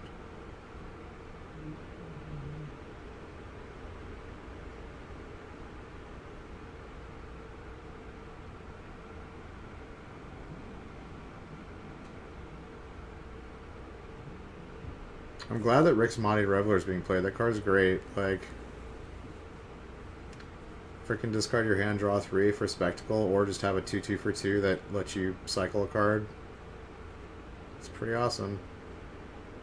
Ooh, Hydroid Crassus.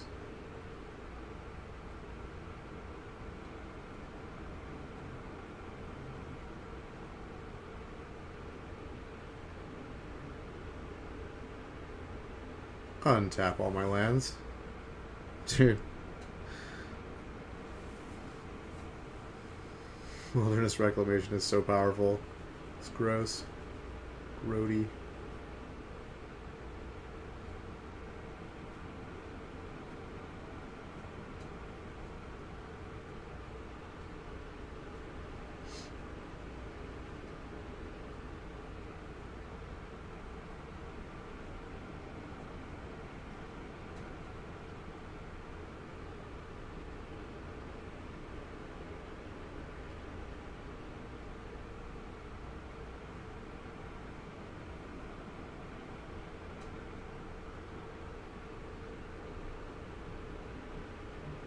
That thing's gonna get shocked. First strike.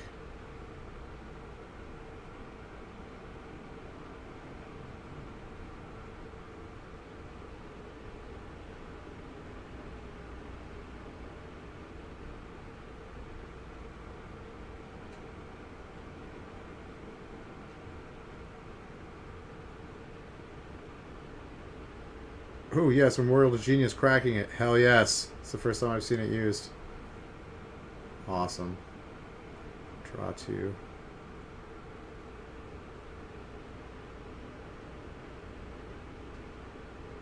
Oh, double reclamation.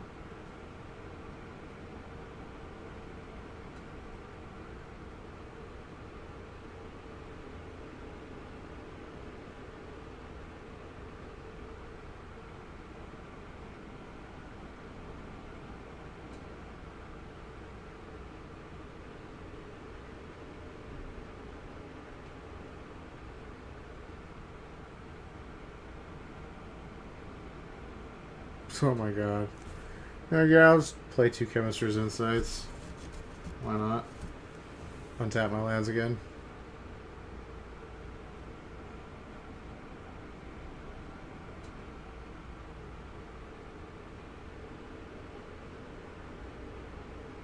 So let's just reload my hand to 7. Yeah. Oh, Fog. Root Snared. Oh shit. Lightning. Discard 2 cards, take 3. Let's discard these 2 lands that I don't need.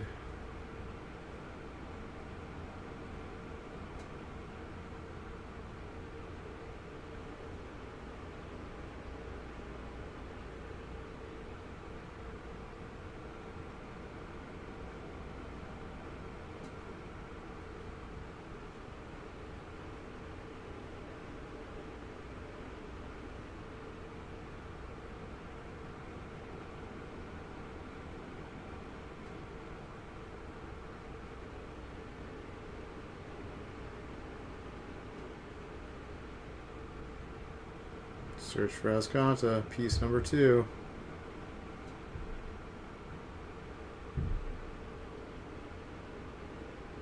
Oh my god, he has 3 of them now. 3 wilderness reclamations. That is, can we count it? 28 mana? Yep.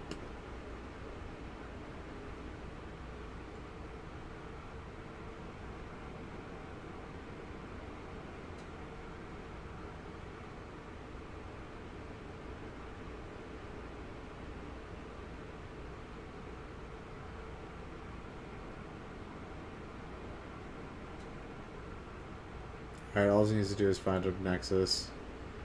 And this game is over.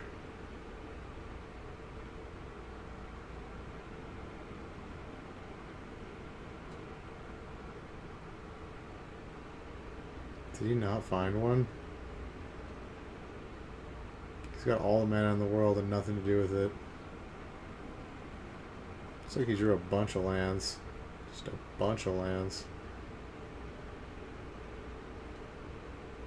Wow. Is he just gonna get there with a freaking... Okay, he's got Root Snare.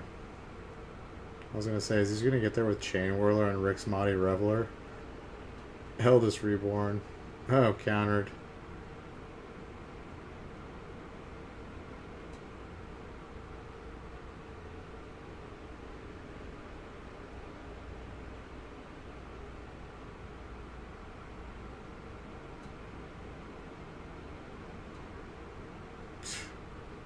Draw 3, gain 3.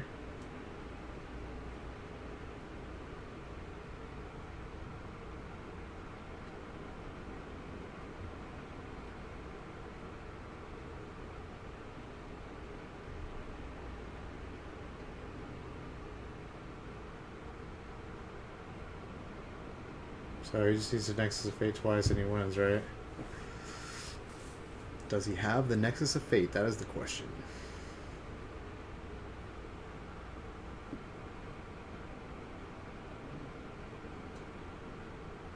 Oh, Memorial to Genius cracked twice. Dude, I've like been waiting all day for that and he cracks it twice in one game. Fuck yeah, dude. Let's go. Let's go. Oh, there he's got it. I think this is over.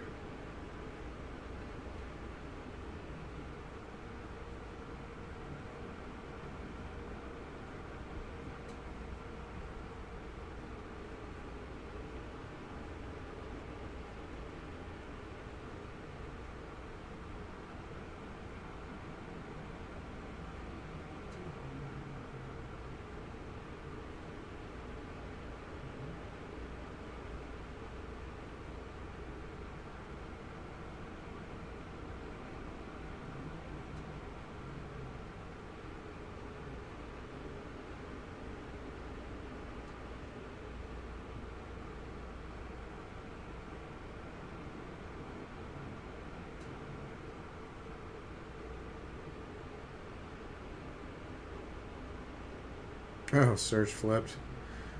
Yeah, there's no way he's not going to find one now, right? No way. Oh, GG. He just had it in his hand. Alright, sideboard. Rakdos is bringing in 4 Duress, for sure. 1 Drill Bit. And probably the Legion War Bosses, too. Because they just do lots of damage. And then the Simic Nexus players, dude, Biogenic Ooze, is that coming in? That might be coming in. The Biogenic Ooze is in a matchup like this. Negates, probably some number of negate. Carnage Tyrant, that might come in. Palaka Worm, Palaka Worm might come in. Yeah.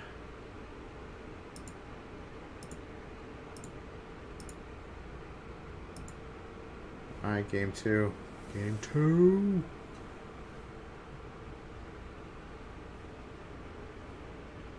Oh, Rakdos mulliganing.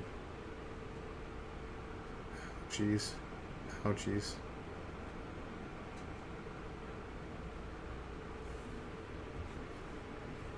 John Johnson. John Johnson going for it.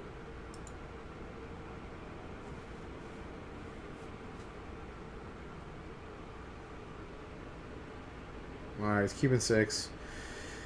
Scry to the top.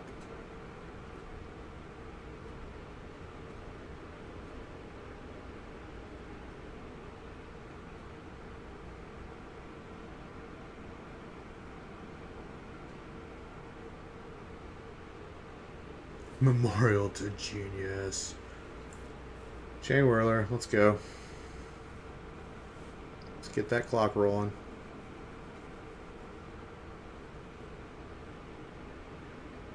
Looks like you had to keep shocks in.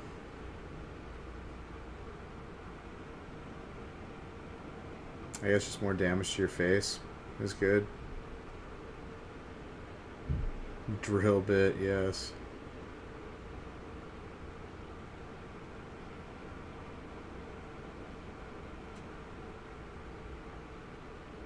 I think you take the...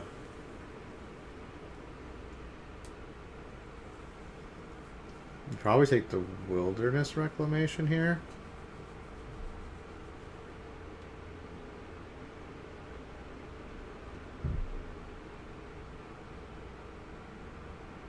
He's got a lot of choices.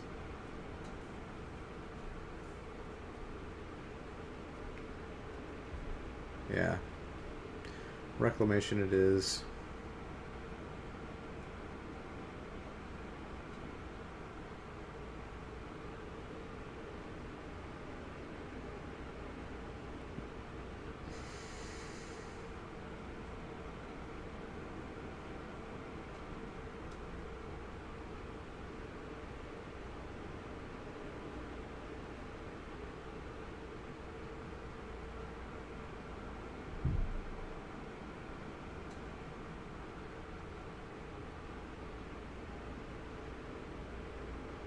Frilled Mystic says nope.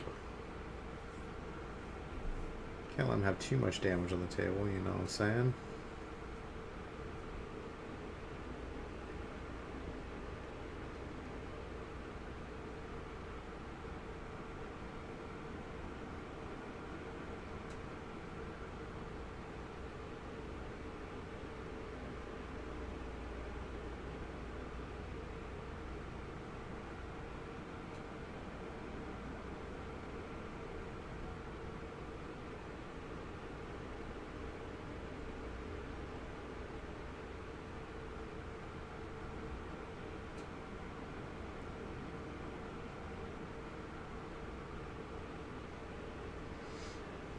Yeah, it's Rakdos midrange. It's a lot like Big Red. Like, it plays a lot of the same cards as Big Red did last set. But yeah, it's cool.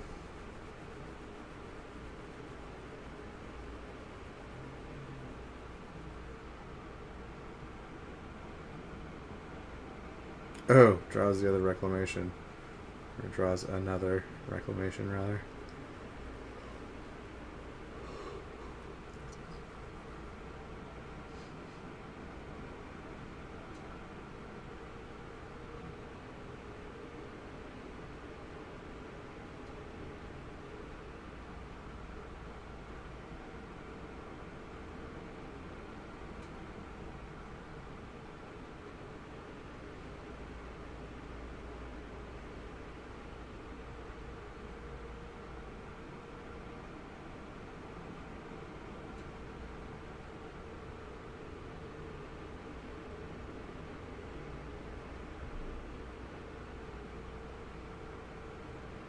And if he takes this, he can just shoot him in the face twice with 2 goblins.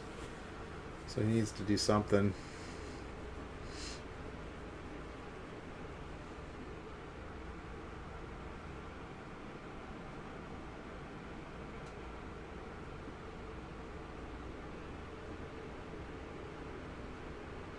He's blinking the Chain Whirler, I think.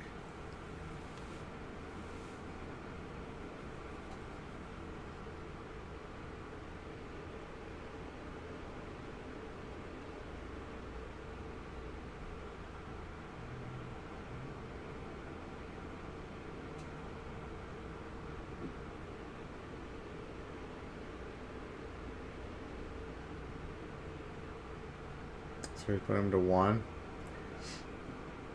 Why didn't he shoot another goblin at him? He could have killed him this turn, right? Wait, what? Should be at 1, right? Not 0. I think the life total's wrong.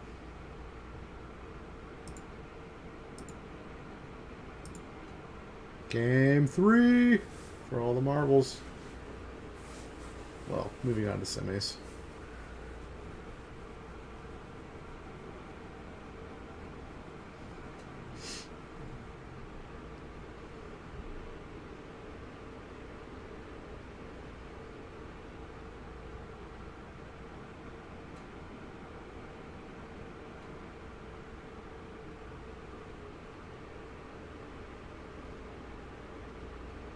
Oh, you definitely want to bounce that before it makes a token, yeah. Bounce that bad boy. Yeah, Legion War Boss is scary.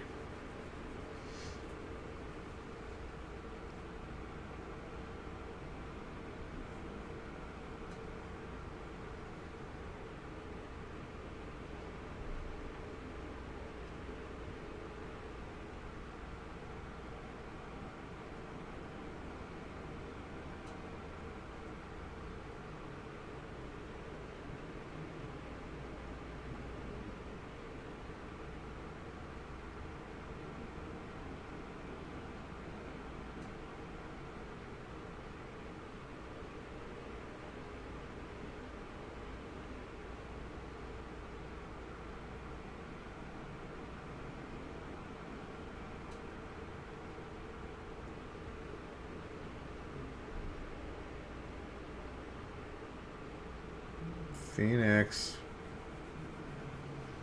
Phoenix is not dead.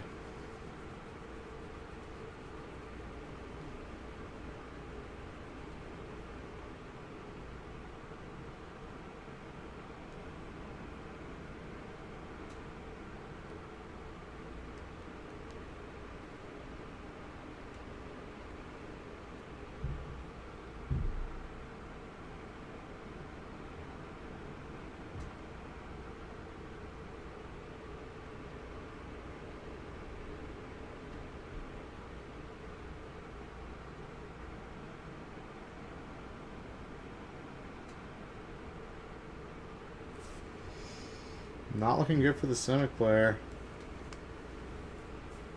It's kind of scrambling, not drawing and not getting any ramp cards, you know. Not getting Wilderness Reclamation. He needs a lot of mana to make his deck work, so if you can't get any of those enablers, it's gonna fall flat.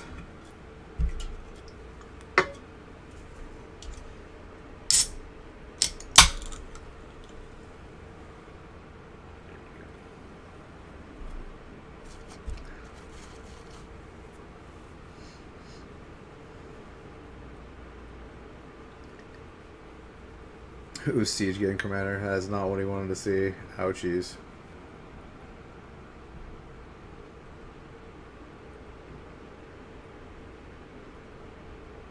Wow, passing again.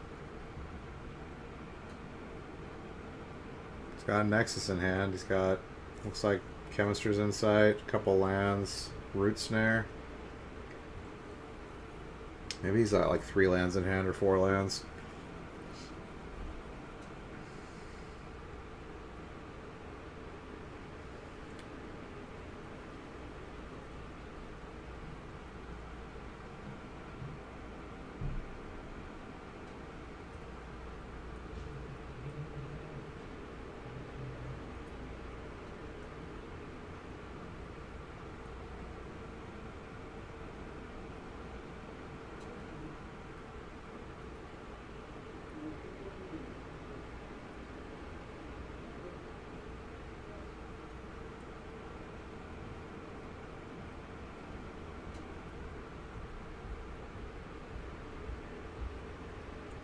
Targeting his Chemist's Insight.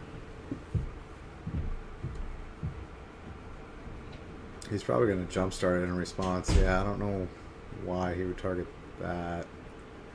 I guess he's got no other targets.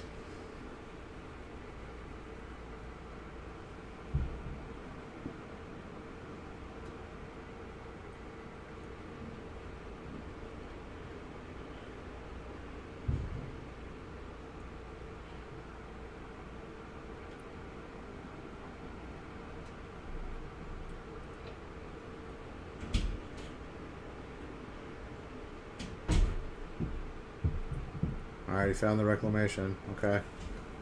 Has he got it? He's got a Nexus in hand. He might very well be able to go off this turn.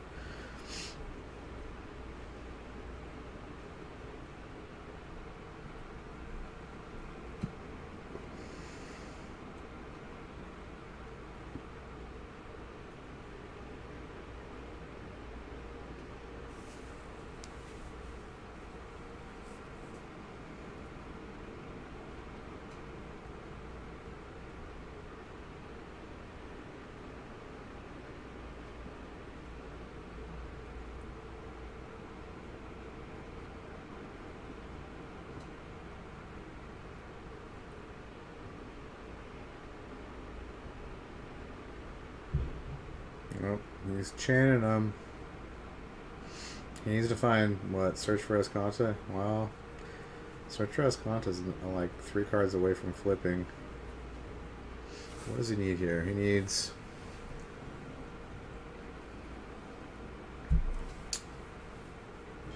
a Hydroid Crassus into, like, taking multiple turns.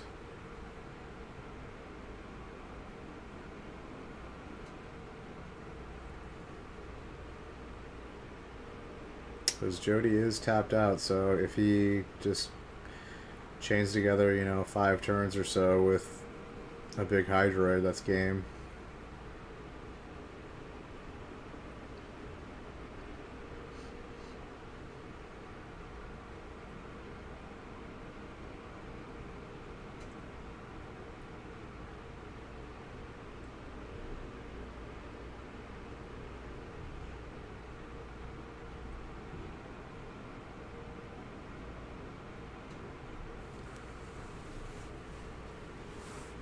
Are they deck checking him? What is going on? He like took his deck.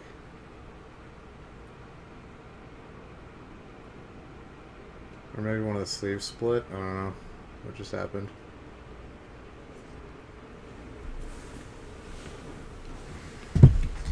Adjust.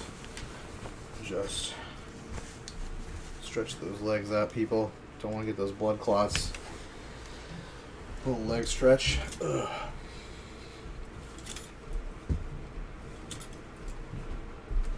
Getting a little toasty in here too. Crack that window.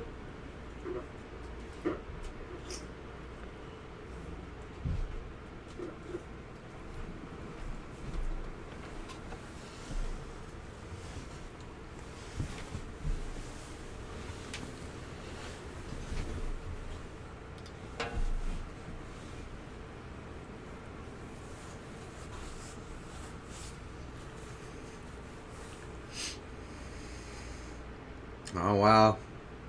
He's got the search out. Does he just got it? He's close to having it. He's close to having the lock. Jody's like, fuck. Why? One more turn, I would have won this game.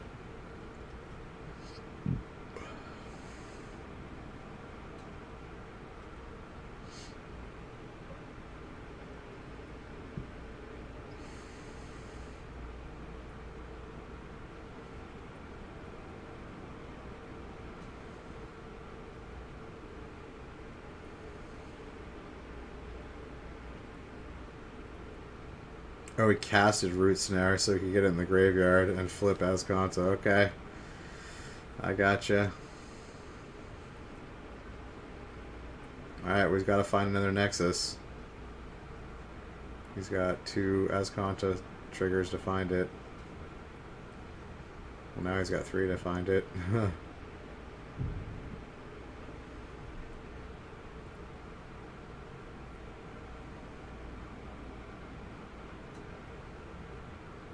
So gross. So gross. Oh, he still hasn't found it. Still hasn't found it.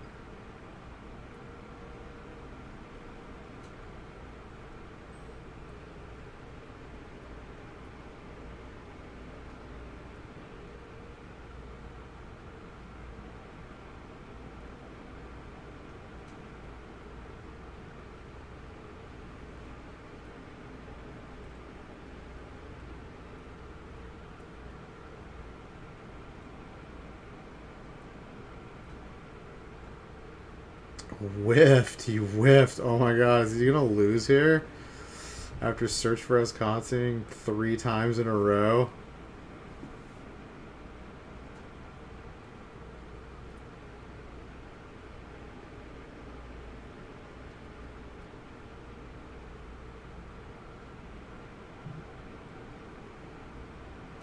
Oh, memory to genius. Memorial to genius. Did it find it?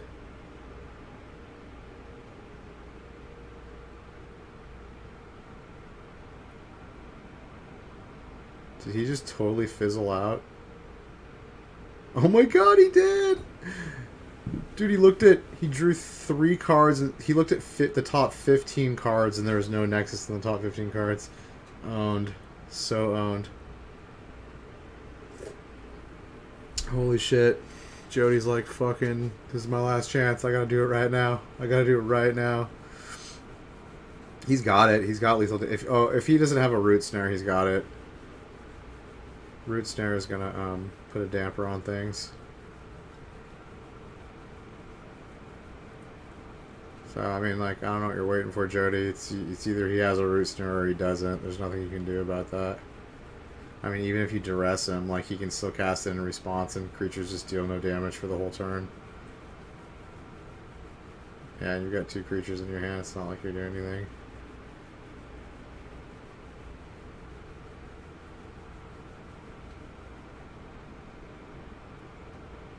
I don't know why he's playing Legion War Boss. Like, it's either Root Snare or nothing. Like,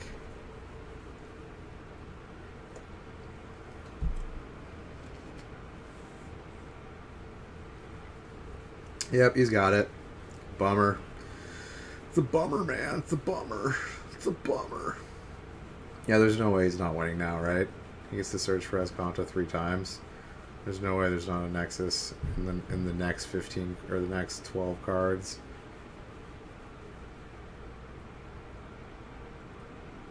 Is that a Simic Guildgate? He's actually playing a Guildgate in there? Wow. Okay.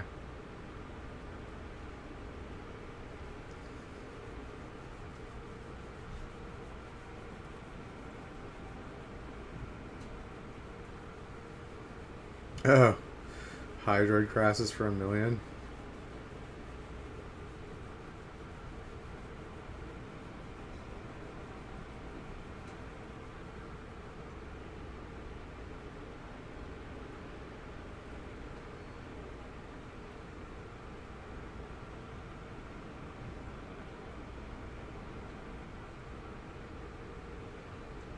Oh.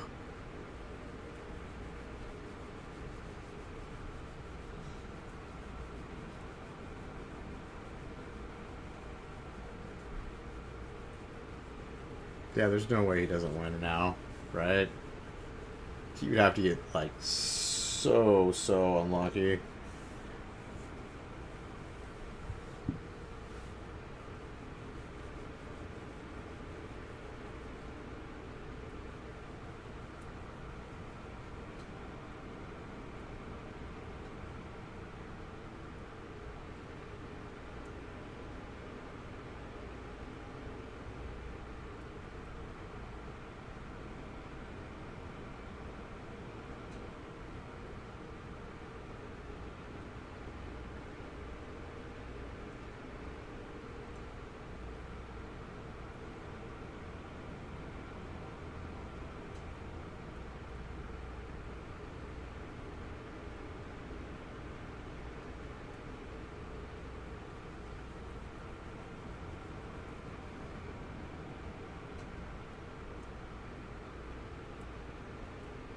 Swing for 8. Alright, he's got to take 2 more turns. Oh, next is a Fate.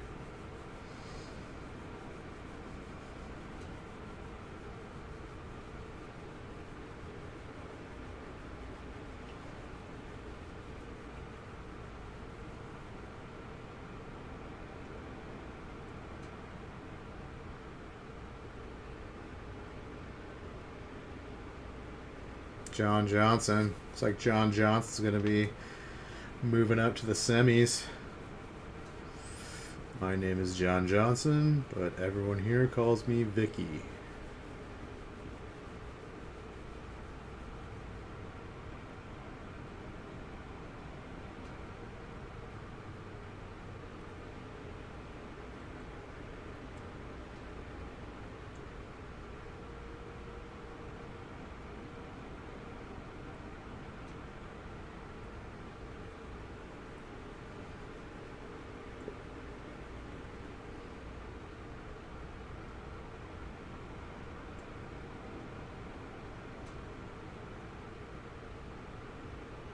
So much mana. So much. So much mana. So much value. So disgusting. Oh, there it is. That's game.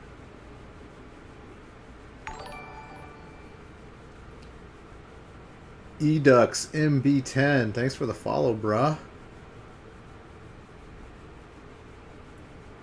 Bruh. I hope I pronounced your name right.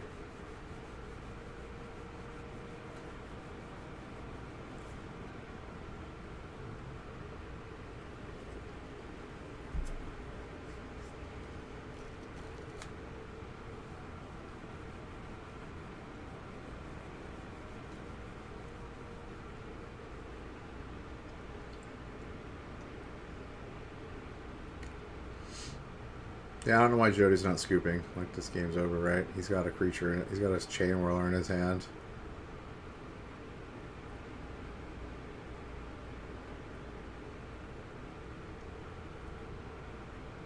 He sacks a goblin, shoots him in the face. Jody almost got it. He almost got it. Like, because he stumbled the turn before that. Like, he gave him a window to win. But he had the other root snare, so that window got shut in his face. Alright, semis coming up. Alright, who's left in the semis? Let's see who we got in the semis. Show us the brackets. No, we're not going to show us the brackets. I guess they're not. Okay, I guess Azorius and Esper got through. So what, one of the mono white decks, the Esper control deck, and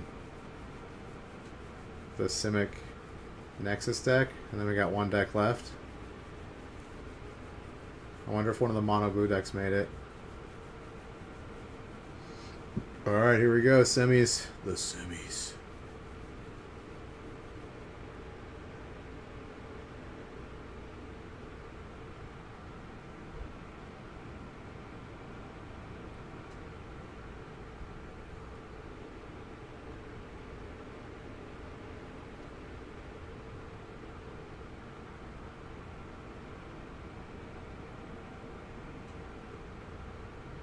Sure, attack for 2. Can't stop the mono white, man. Look at these. Look at these. Look at these turns. So already got 2 2/2s and a 1/1 out. Turn 2. Gonna flip Legion's Landing next turn. Oh, he went first too. Oh my god, is that 4 Teferis in his hand? Does he fucking have 4 Teferis? He has 4 Teferis in his hand. Holy shit. That's a Teferi overload right there. Overload of Teferis.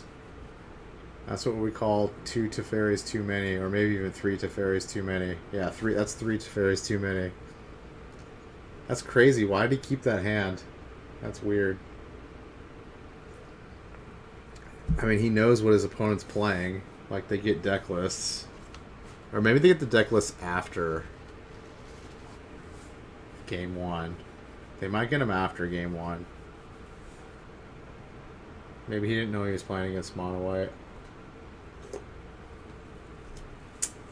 Maybe.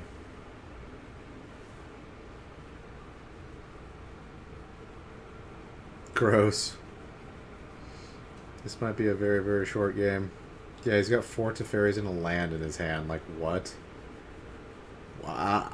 I don't even know if I would keep that hand versus anything. Like, what? Like, what happened here? What happened? I don't... Something had... He doesn't even have a land. What?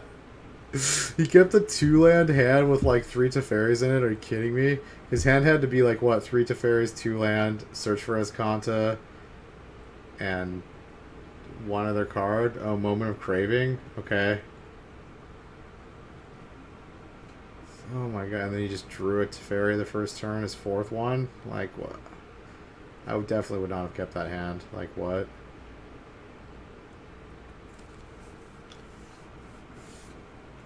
Yeah, he's just scooping. It's like, yeah. Dude, he's not even gonna show his hand. He's just like silent with a little grin on his, with a little semi-grin on his face. Damn, dude. Why did you keep that hand? That's crazy shit. Alright. So the two negates are coming in on the aggro player's side. Conclave Tribunal's coming in. Ajani's coming in. Spell Pierce coming in. Maybe some number of Baffling Ends are coming in because he knows he's going to bring in Thief of Sanity and Basilica Bellhaunt. So probably the 3 Baffling Ends are going to come in too, because a 3/4 blocker is really good, and then Thief of Sanity, he doesn't want to, you know, ruin his day. For the control player, 4 Basilica Bellhaunt coming in. Actually, I don't know if the Thief of Sanity comes in. Probably some number of Thief of Sanity, maybe 2. Some number of Duress is coming in. Hostage Taker's coming in. Kaya's Wrath's coming in. Yeah. Most of this is coming in. This is for like aggro matchups.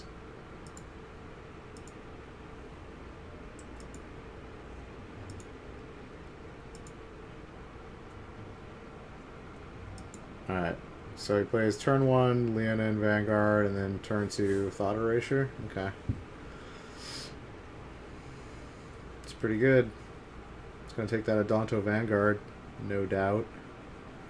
Or maybe the Healer's Hawk. He's going to take one of the creatures for sure.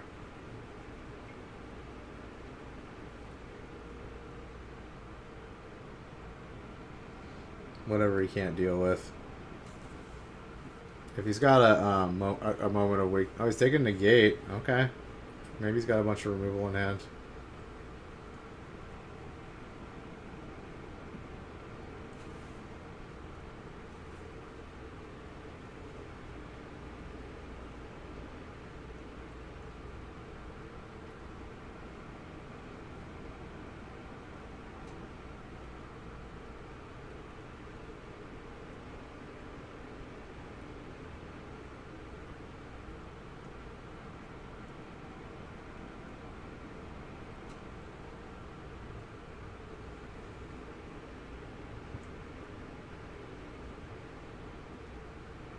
Swinging for 1. Get in there.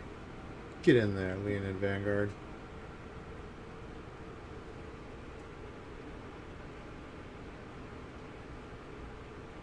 Cry at the Carnarium. Yep, that's a good answer for 2 creatures.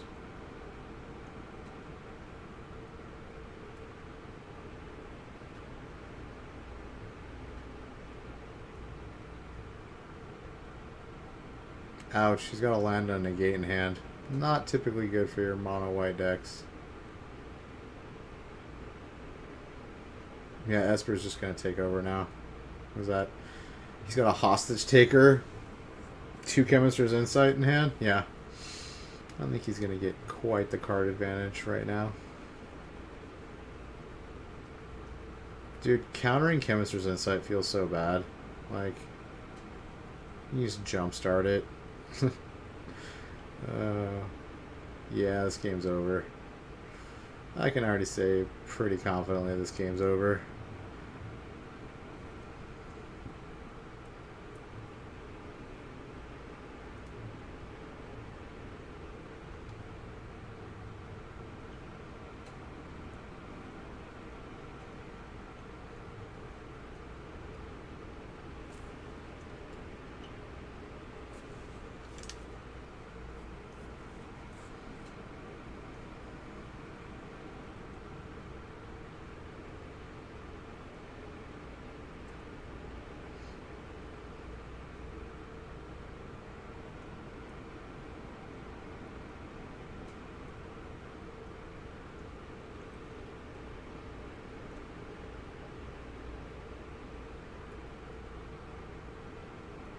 A little precognitive perception, draw 3.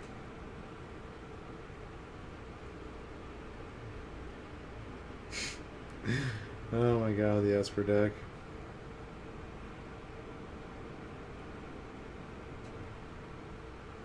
Oh, drawing all the lands. Mono white. Sucks.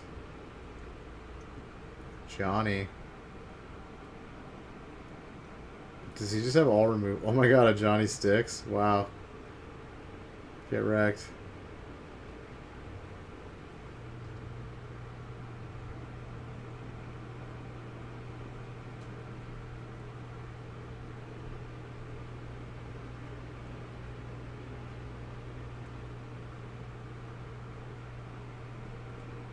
Wow, he's not even going to use a moment of craving on that thing.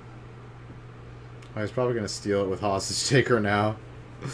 And then play it on his turn. Yeah, that's probably what he's going to do. Oh, negated.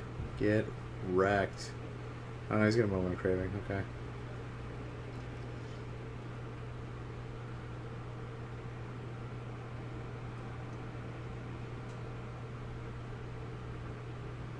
He's like, alright, I'll play my own Planeswalker.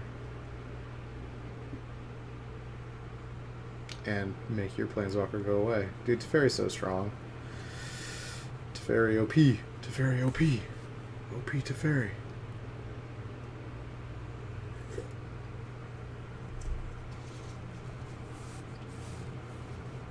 Yeah, the white player's just like, yeah, I'm done with this. I'm done with this crap.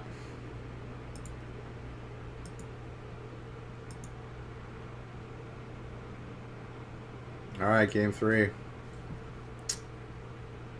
Let's go.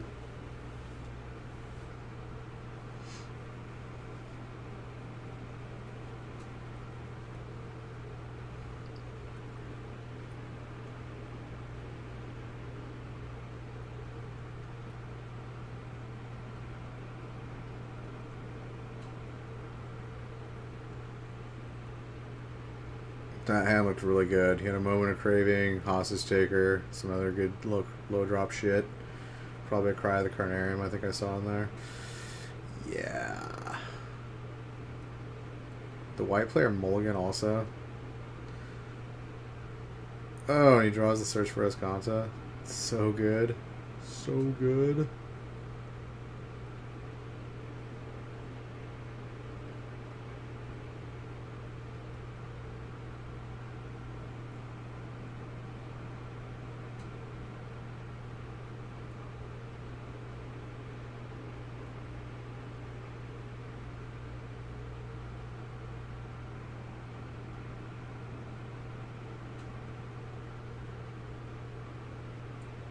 Dude, getting in for 7. That's how we do it. That's how we get games won. Mono white aggro. I mean, Azorius aggro.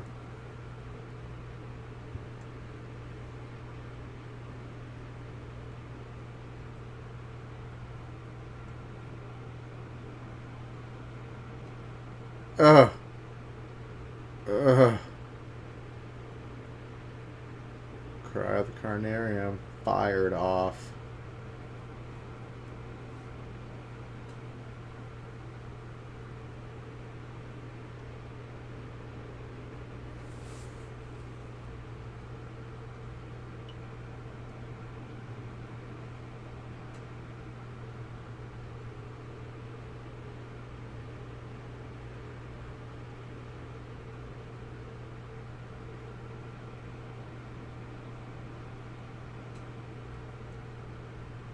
Alright, refilled the board. If he has a Kaya's Wrath, this is like over. I think he does. Gross. Oh, he doesn't have the second white mana. Never mind. He's probably going to hostage taker the Benelish Marshal. Or Warlord, rather.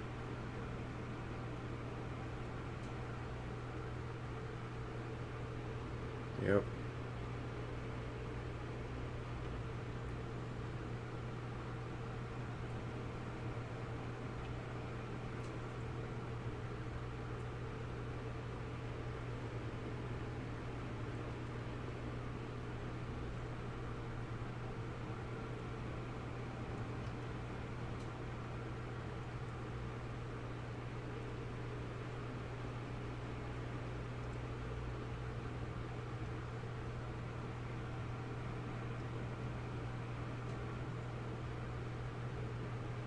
Pride mate.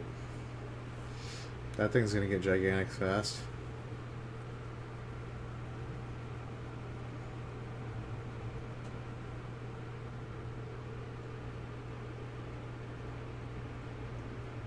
It's already what, a 4/4? Boom, boom, 2 more triggers.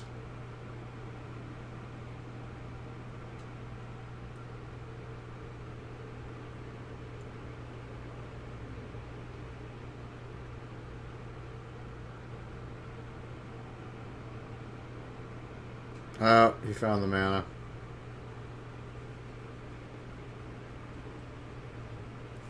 Although now he can't board wipe because it puts the Benalish hero back on his side. Or Warlord. I was just going to mortify it, yeah. I mean, there's no reason not to. Alright, now the white player needs, if he draws like another hero or Warlord, or actually a History of Benali would be good right here. He definitely does not want to remove the hostage taker right now. The hostage taker is actually like keeping him in the game. Alright, so he's probably going to play Knight of Bedalia this turn. Yeah.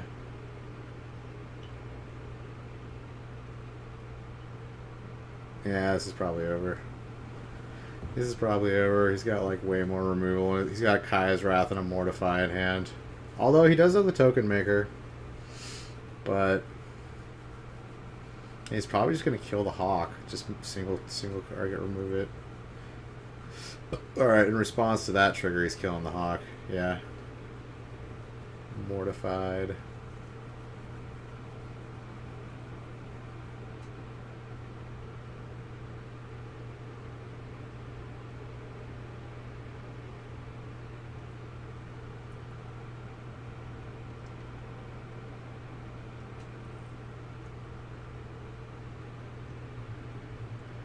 Alright, that Token Maker actually might do work. Oh, he's drew a Basilica Bellhaunt. That's a good draw.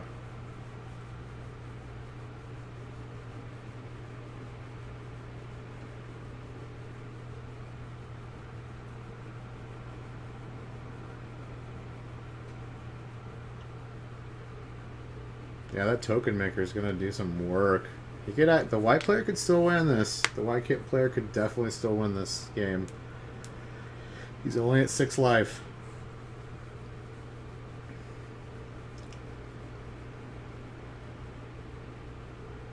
Well, now he's at 9 life, but yeah.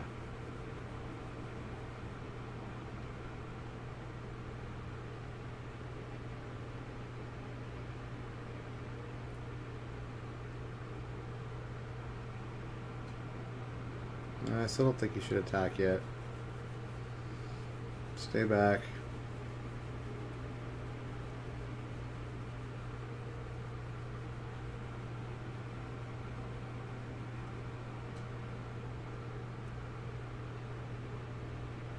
Praido. Puraido. Puraido. A Johnny's Puraido. Nato. Puraido. Nato. Can't see what he's drawn. Stop flipping your cards. Might have been a land.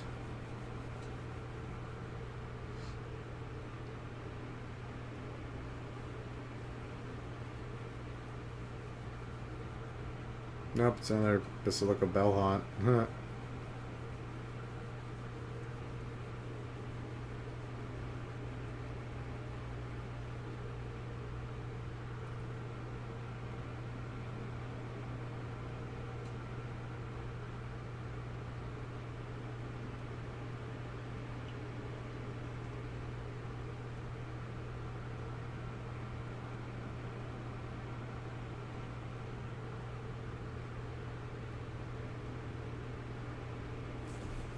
Yeah, I think you gotta keep attacking, right?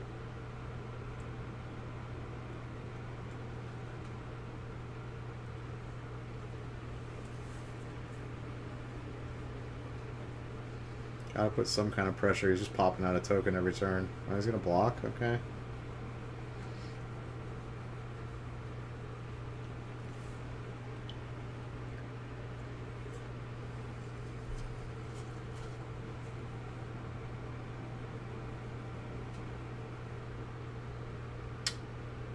Oh, I see. He wants to grow the Ajani's Pride Mate. Ajani Puraido Meto. Puraido Meto.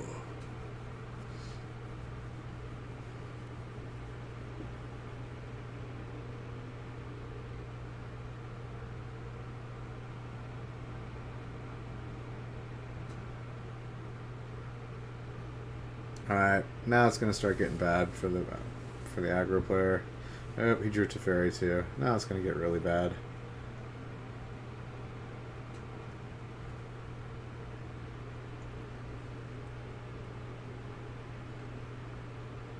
Gross. Gross, gross, gross.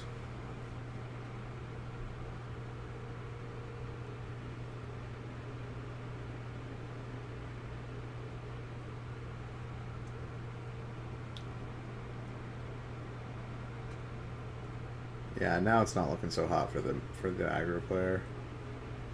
He's drawing like 2 extra cards a turn. That's considerably better than pumping out a 1/1 token every turn.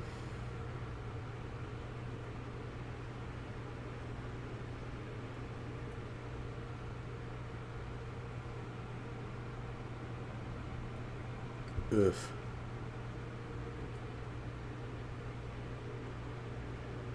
History Benalia? That's not nothing.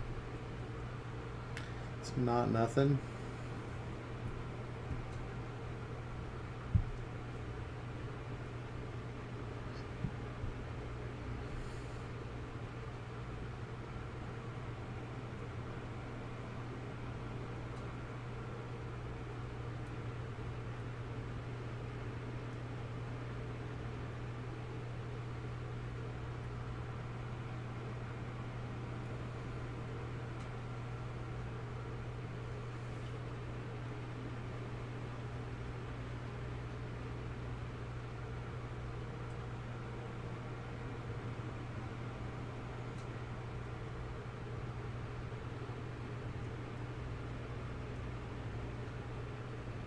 Just not a Cry of the Carnarium. Gross. Yeah, this is over. This is over. And he has the freaking City's Blessing, so it only hits his opponent's creatures. I wouldn't even kill his creatures anyways. Gross. Gross.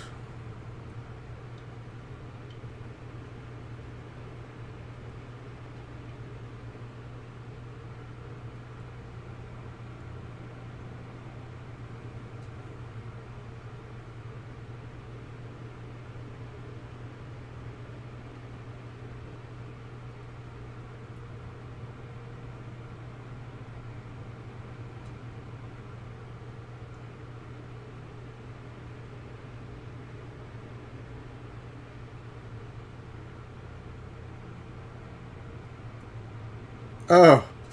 Insult to injury. Now I'm gonna kill your last creature too. Bye-bye. Gross. Yeah, this is over. This is over. Sorry, mono white player.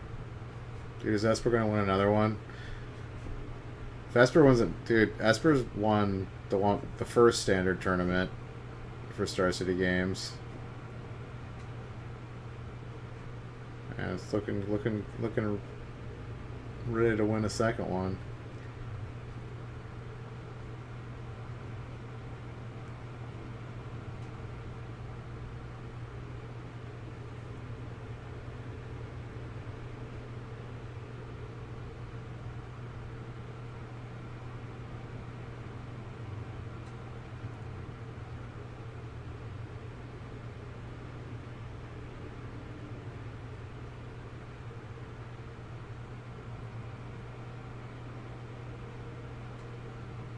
He's going to see it out to the bitter end, though. Juan Leva. Juan Leva. Juan Leva. Juan Leva. Going out like a champion. Going out like a champion. Against Dirty, Dirty Esper. Dirty, Dirty Esper.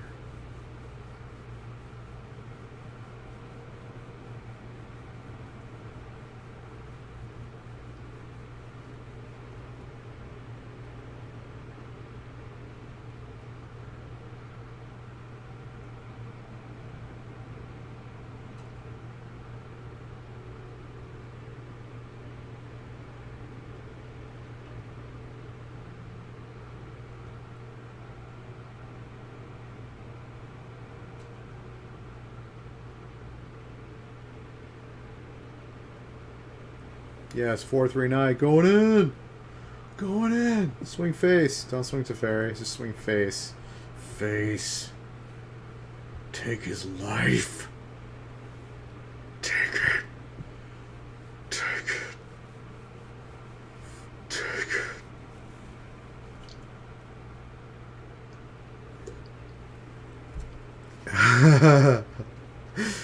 Oh, shit.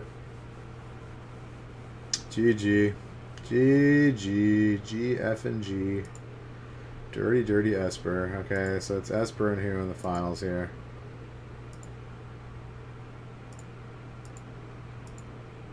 Who we got? Alright, is this another semifinal? Oh, they're showing both of them. Oh no, this is a time warp. Oh, okay, so one of the Mono Blues made it. That's cool.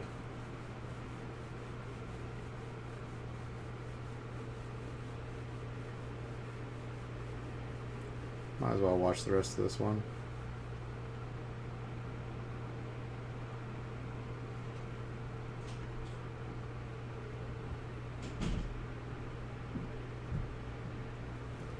We're going to speed it up. We'll watch game 3.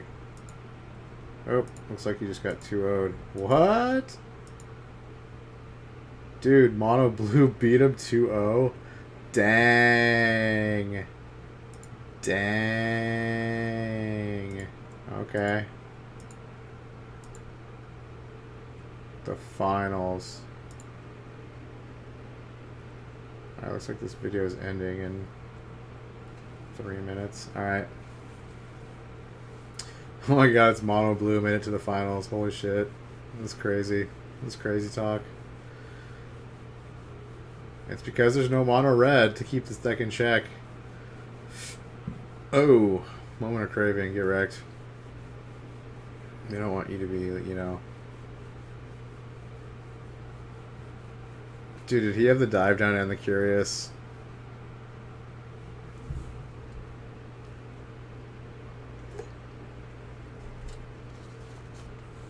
I think he has the dive down and the curious obsession in hand. Or maybe it's a spell pierce.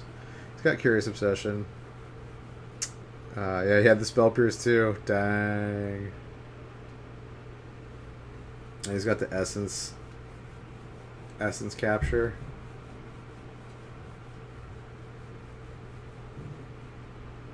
Which is not going to be useful at all against a creatureless deck.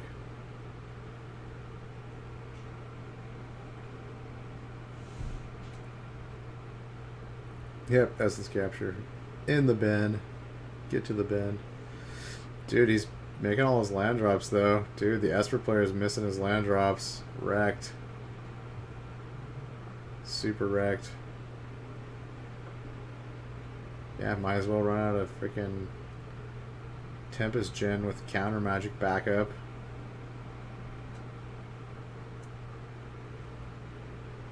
Yeah, why wouldn't you try to counter that Tempest Gen? That just seems... That seems greedy as fook. Especially when you're sitting on 3 mana, like... Dude, the double... Yeah, see, that's what happens when you get greedy as fook. You think you can just take it out with removal? Nuh-uh. Ooh, now you are so screwed. Oh my god. Swinging in for 6? And we got what? Wizard's Retort? Wizard's Retort on the back? For backup?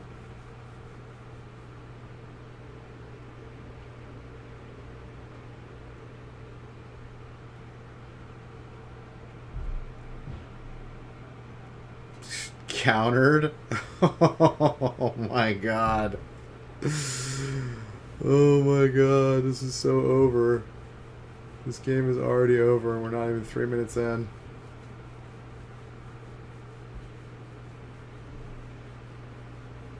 Oh my goodness. My goodness. Alright.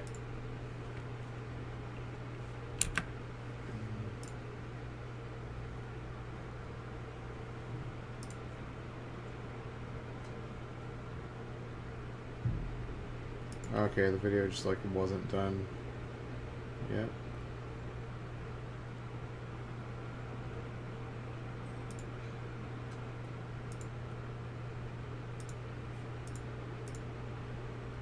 Alright, Sideboard. It's sideboard time.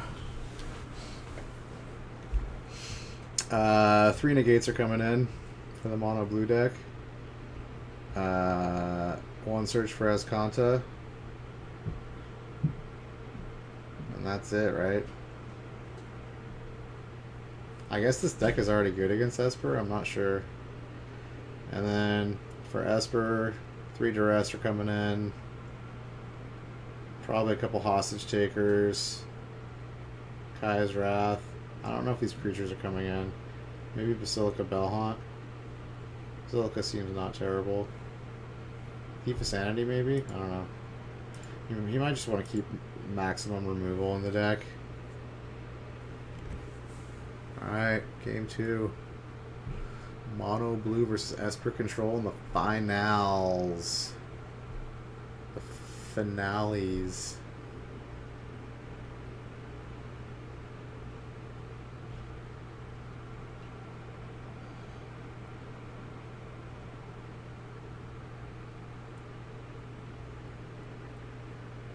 Oh, Esper player's mulliganing.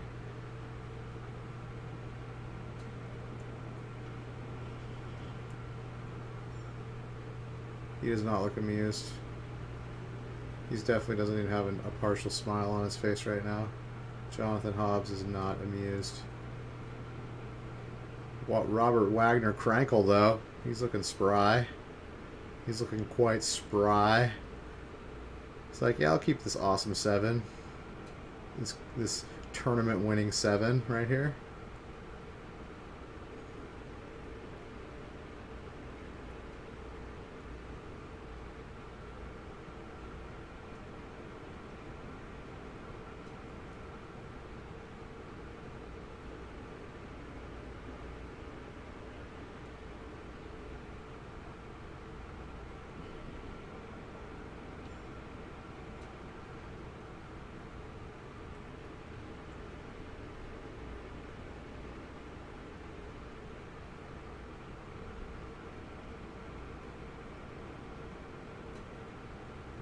Boom, Terramander.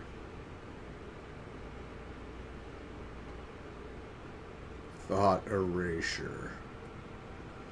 That is a pretty juicy ass hand. Curious Obsession, get the hell out of here. Get the hell out of here.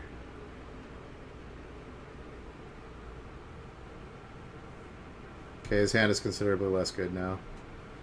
If he had 2 Curious Obsessions in that hand, though, gross. Gross.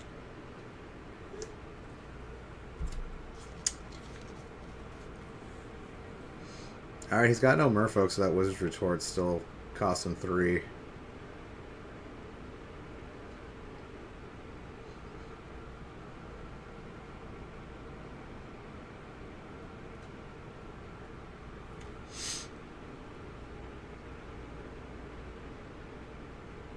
It's like he's just going to keep negate up.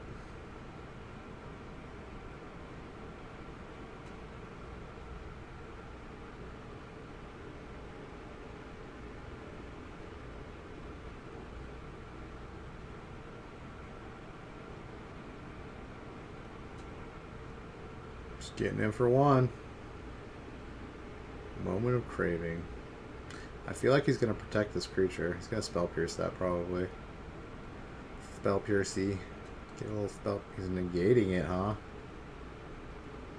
That's kind of weird. It's a perfect time to Spell Pierce, buddy. Valuing that Spell Pierce over negate, huh? It's pretty crazy. Yeah. If you had Spell Pierce, you could have negated that search for Escanta. But you ain't doing it now. Well, I guess it's so he can have Spell Pierce backup for the Tempest Gen. I don't know. I don't know. I kind of feel like countering Search for Escanta would have been much better.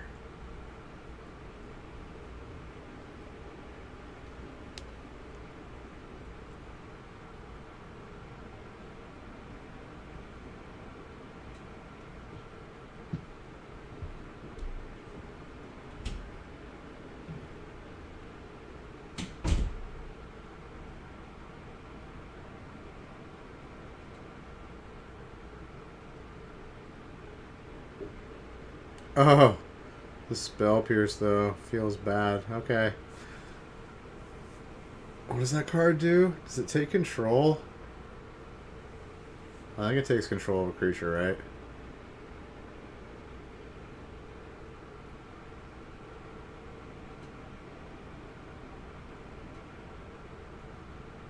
Wow, she's got a 2-turn clock on him.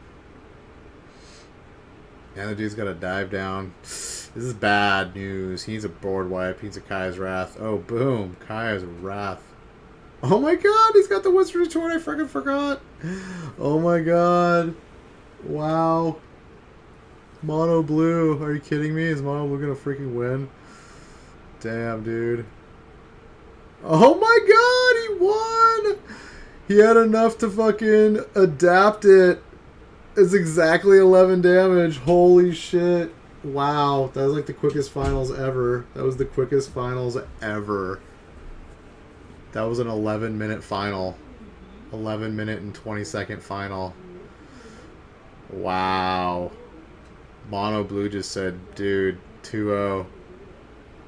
I mean, he mulliganed both games, and, like, his first hand, he got land screwed. And, like, game 2, like, the blue player's hand was just, like, the nutty McNuttertons. But, still. Damn. Mono Blue's still fucking forced to be reckoned with, I guess.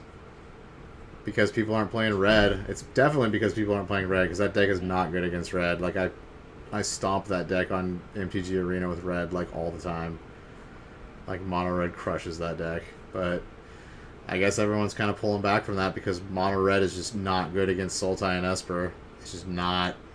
So mono red is just not a feasible deck to be playing right now, so it gives room for these mono white deck and mono blue decks to take over. Okay. That about wraps it up. Let's go see the dude, look at this guy. Look how spry he is. He doesn't look tired at all. He's like, fuck it, dude. I just want some gold. Boom. Robert Wagner Krankle. The Wagner Krankle. Good job, man. GG's. Congrats. Yeah. That was a pretty good tournament. There's some surprises there. I thought there would be more Sultai in the top 8. Sultai went out, I think, in the quarterfinals. Did it lose to Mono Blue? I think it might have. Well, I'm glad Esper didn't win. Well, in some ways I'm glad Esper didn't win, but it's looking like Teferi... I don't know, Teferi could still get...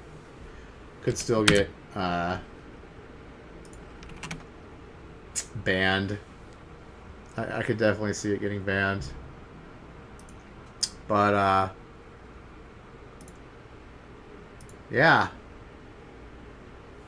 That concludes our video for Day 2 Star City Games Standard Open Dallas. This video will be going up on my YouTube channel, which is lock_daddy. And it will also be on my Twitch channel as a highlighted video at twitch.tv/lock_daddy. Follow me on Twitter, which is lock_daddy1 for updates, and typically every single tournament I cover, every big tournament, Grand Prix, or Magic Fest as they're called now, Star City Opens, and Worlds, and PT or Pro Tours, which are now Mythic somethings. I forgot what they're called already. Mythic something, Mythic Fest. I don't remember, but I cover all those. I don't cover limited events though, so that's one thing I don't do. I think limited is just kind of boring to watch, and it's just not something that like is very fun to cover either, because you're just like, there's all these new cards and like you don't necessarily know what all the cards do, so it's harder to commentate too. So it's like, so I don't do limited. But yeah, thanks for watching. This video will be up soon on my YouTube, and yeah, come back, hang out whenever.